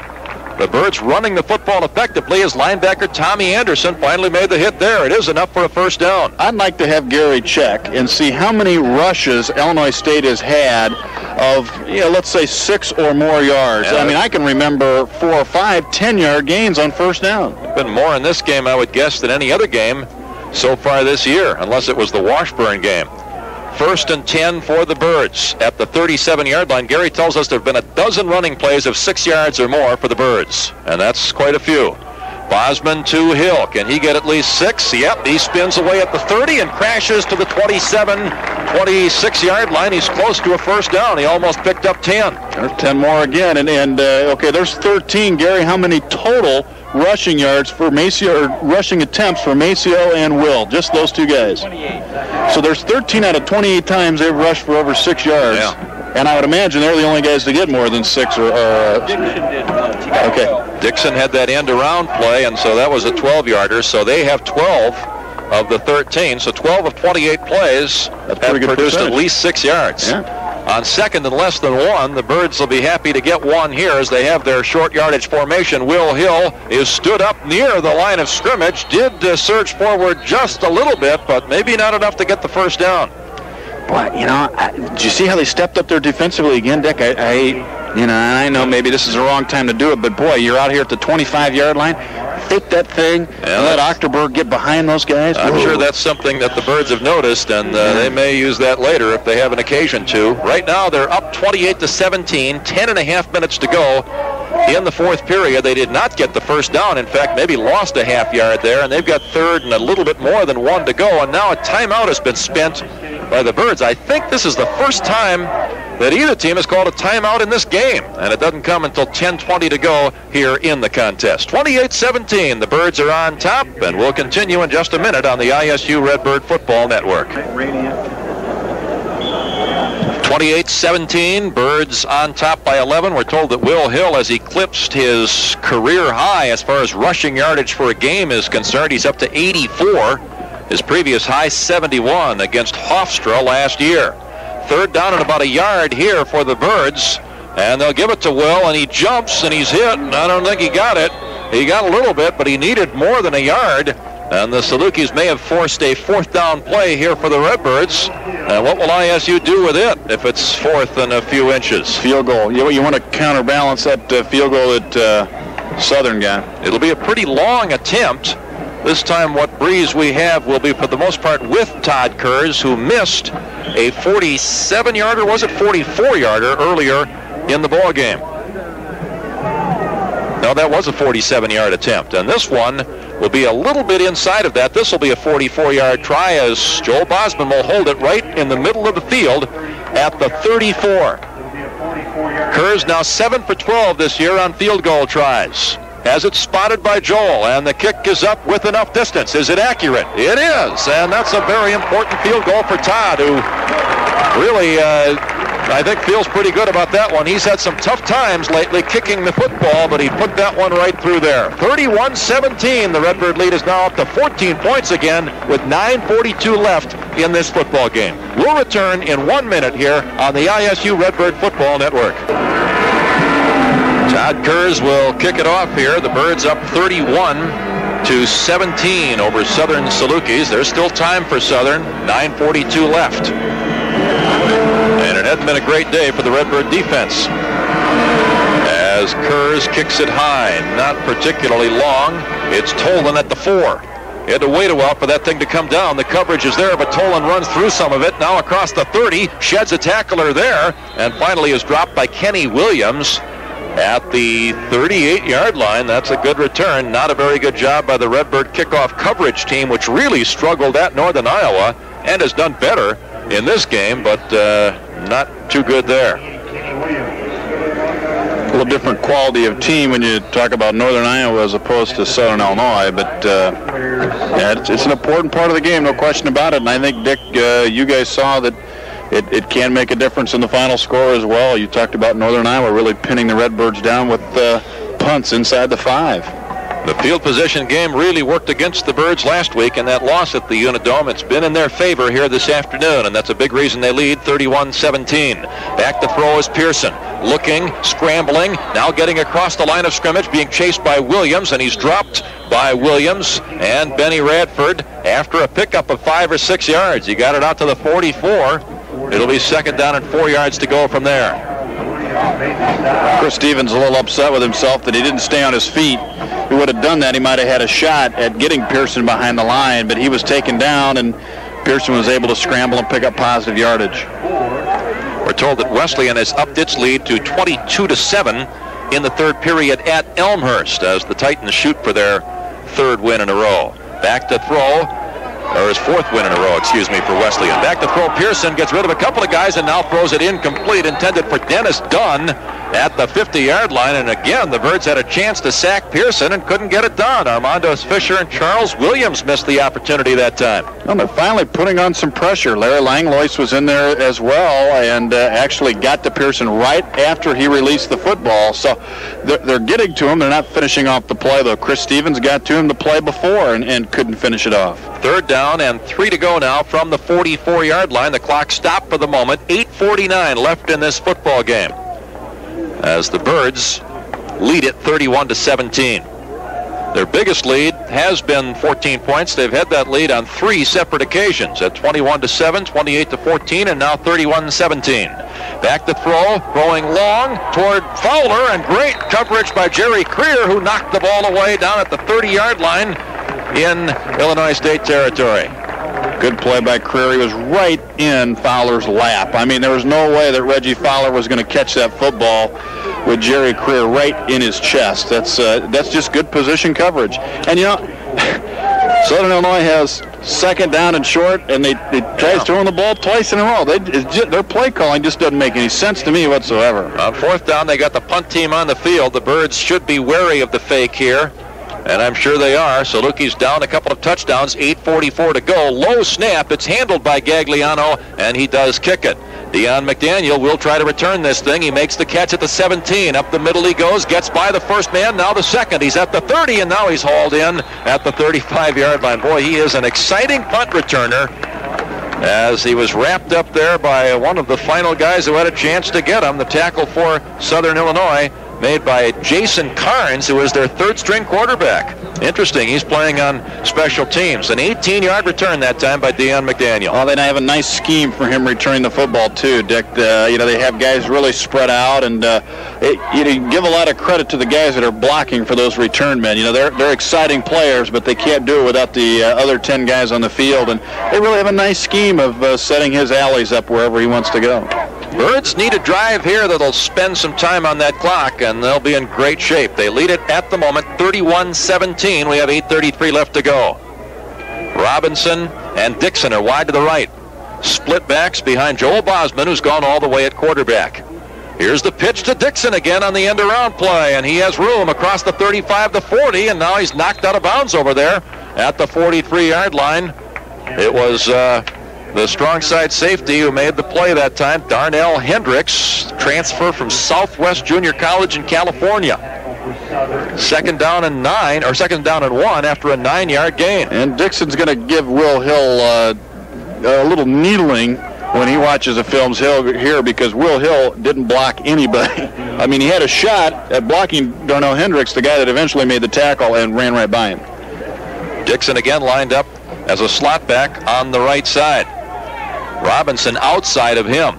This time it's a straight handoff, straight handoff up the middle, and Rainey is not able to get the first down. The Birds on 2nd and 1, trying to produce that first down, couldn't get it. They'll go on 3rd and 1 as Rainey was stuffed by Seaman, the linebacker. That end-around play to Dixon was put into the playbook, at least was not used for the first time this season until last week against Northern Iowa, and the Birds have used it 3 times in this game and have run a fake off of it at least once. So it's kind of helped open up the Redbird offense. ISU needs a bit more than a yard here. They lost a half yard on that last play. And here's the pitch to Will Hill. He gets outside, now runs inside a block and gets the first down. Good, hard sweep by Will Hill to the right side. He's tackled at the 48-yard line, and it's 1st and 10 from there for the Birds as the stop for Southern is made by Norman Harris, a reserve defensive back from St. Louis. You know, this combination of Will Hill and Maceo Rainey, to me, they seem to complement each other better than any combination we've had this year. These two guys, they're very comparable. You know, I think you could reverse their jerseys and you really wouldn't be able to tell them apart pretty much. They have the same talents. They catch the ball. They're able to run inside, run outside. I think they're doing a nice job of complementing each other today. Well, they've been the 2 fullbacks most of the year, but now Will lined up at tailback because of the injury to Hickey Thompson, as it's Hill who gets the call again, and he spins his way across midfield and is stopped after about a 6-yard gain. The Saluki tackler that time, Arglista Scott, the freshman out of Chicago. 2nd and 4 for the Redbirds, who continue to lead it by 2 touchdowns here with now 7 minutes to play in the football game. We're told the Redbird volleyball team has won its opening game at Evansville, 15-5 the score. Birds looking to bounce back from that loss at Bradley earlier this week. 2nd and 4 the situation. Rainey in motion, and the pitch to Hill, and he finds room over the right side, dives out to about the 40, and it looks as though he's got enough for the first down, just barely. It is a first down. Boy, again, they measure there. I mean, they indicate first down without the measurement, and it looked pretty close. Now, come on, Dick, getting that positive frame of mind. I'm sorry. Remember, we're changing. I'm going down that path myself. You're going down the Swearingen path. That's easy. You know, I can drag people down with me, but I'm trying to turn over a leaf. Been hanging around too long with you to find some new friends. 1st and 10 at the 40-yard line. Nah, it's more exciting this way. In Southern territory, the Birds trying to hang on to a 2-touchdown advantage. Here's the give to Hill. He staggers at the line, now finds a hole, blows by Seaman, who missed him, and gets to the 34-yard line. That's a 6 or 7-yard pickup. 2nd and 3 is coming up, and now we're down to 6:05 to play in the game. This is the kind of drive you called for, Dick. Just kind of keep it on the ground, use up some clock, move it down the field, and I think Southern's helping a little bit. They're not very good tacklers. That time, Seaman, who is a linebacker, you would assume a pretty sure-handed guy, no contest. Will Hill just ran right through him. Give some credit to Will Hill, too. Good hard running. He's over 100 yards for the game now at 104, according to statistician Gary Walter. He gets the pitch this time, sweeps to the left, knocks heads with one tackler, and gets the first down as he got the better of that collision, bounced forward across the 30 to the 29. The guy who made the stop was that very busy strong side safety for Southern, Darnell Hendricks. It's 1st and 10 Birds at the 29-yard line. Will Hill tapping his helmet saying, I need a breather, and I don't think anybody's paying attention to him over here on the sideline. I like the way that he caught the pitch out that time and squared up right away. Did you notice that? He squared his shoulders and went straight up the field and got his momentum going north and south, and that enabled him to push that defender back. We mentioned this is a career high for Hill as far as rushing yardage is concerned. It is as well for Maceo Rainey, who has 72 yards at this point.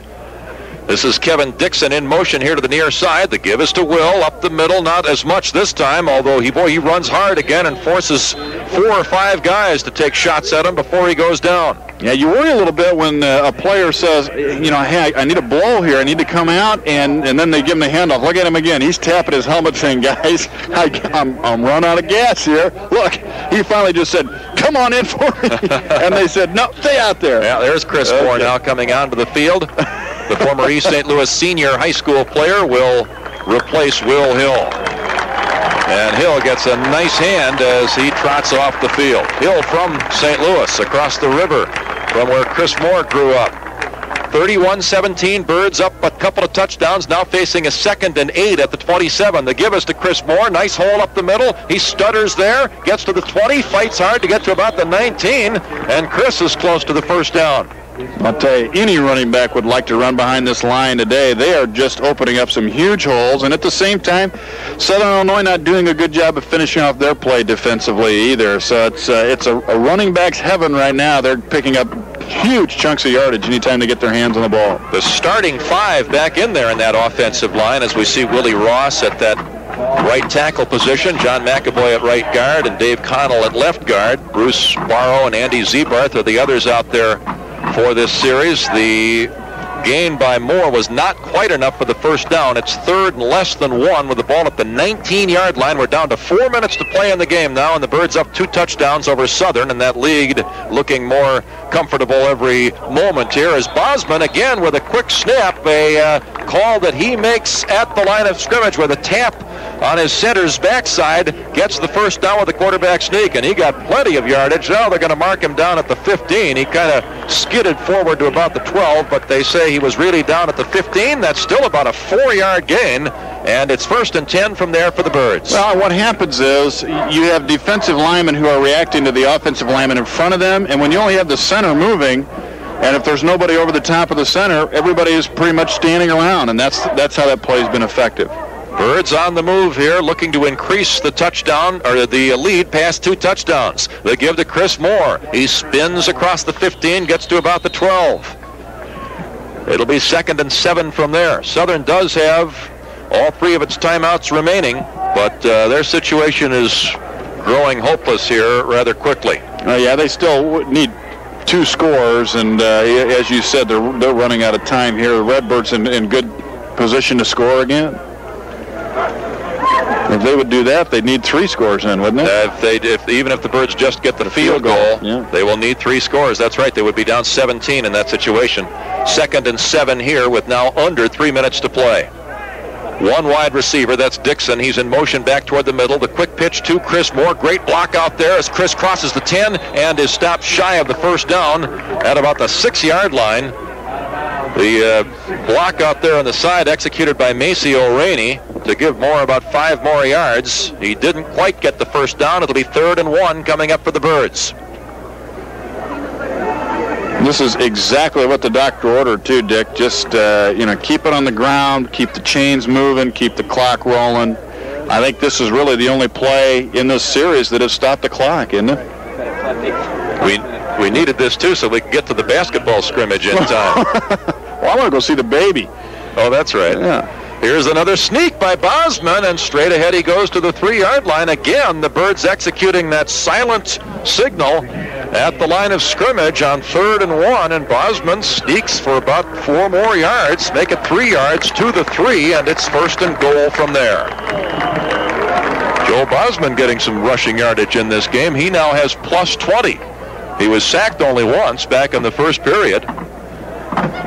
And so the Redbirds piling up some running yards in this game, something they were not able to do against Northern Iowa last week, nor really against Buffalo. It's been mostly passing, which has produced the Redbird offense here lately. 1st and goal from the 3, and the give to Chris, and he bangs to the 1 and is stopped shy of the end zone there. And it'll be 2nd and goal from that point. Chris Moore smelling the end zone, fighting hard. He has scored a couple of touchdowns this year. That was back early in the season. I think those came in the Washburn victory. And he may get a chance to score his 3rd here as Will Hill continues to watch with Moore in there now. And Chris Moore's the kind of guy that knows what to do with the football when they get close to the goal line. This is a guy that has made a career out of scoring touchdowns, particularly in high school, and they like to have him down there when they're inside the 5. Well, he set a IHSA career record for touchdowns when he played at East St. Louis. 31-17, Birds on top, looking to increase the lead. Here's Chris, and he's into the end zone for his 3rd touchdown as a Redbird. It's now 37-17. Illinois State has its biggest lead of the day with 1:26 left to go. Perfect drive. I mean, you couldn't ask for anything more than that. And I'll tell you what, give game balls to all the offensive linemen, whether it's those 5 that were in there right there or you take the 3 that were intermittently in during the course of this ball game. They have done the job up front, and that's the kind of the drive that you want to end the game on, really, because it gives a little better taste to your coaches in your coach's mouth on the way the game was played previous to that. 12-play, 65-yard drive. Was there a pass thrown on that drive, Gary? No, it was all rushing as the hold here by Bosman for Todd Kurz, who puts it through to make it 38-17, and now we have some more flags. Well, that's okay now. It's a positive thing here with 1:26 remaining in the ball game, and the Redbirds are still ahead. Dick, let's look at it that way. Flag on an extra Come on, point. Dick. Come on, Dick. It's all right. That's right. It's that's all right. right. That's right. It's no big deal because we're only 86 seconds from ending this thing. It's going to be okay. 4 flags on the carpet there. Well, see, there are a couple of guys that didn't get a chance to throw it, so they're just seeing if it still works. We're okay. It's all right. Well, 1:26 left, and the Birds in great shape, up 38-7.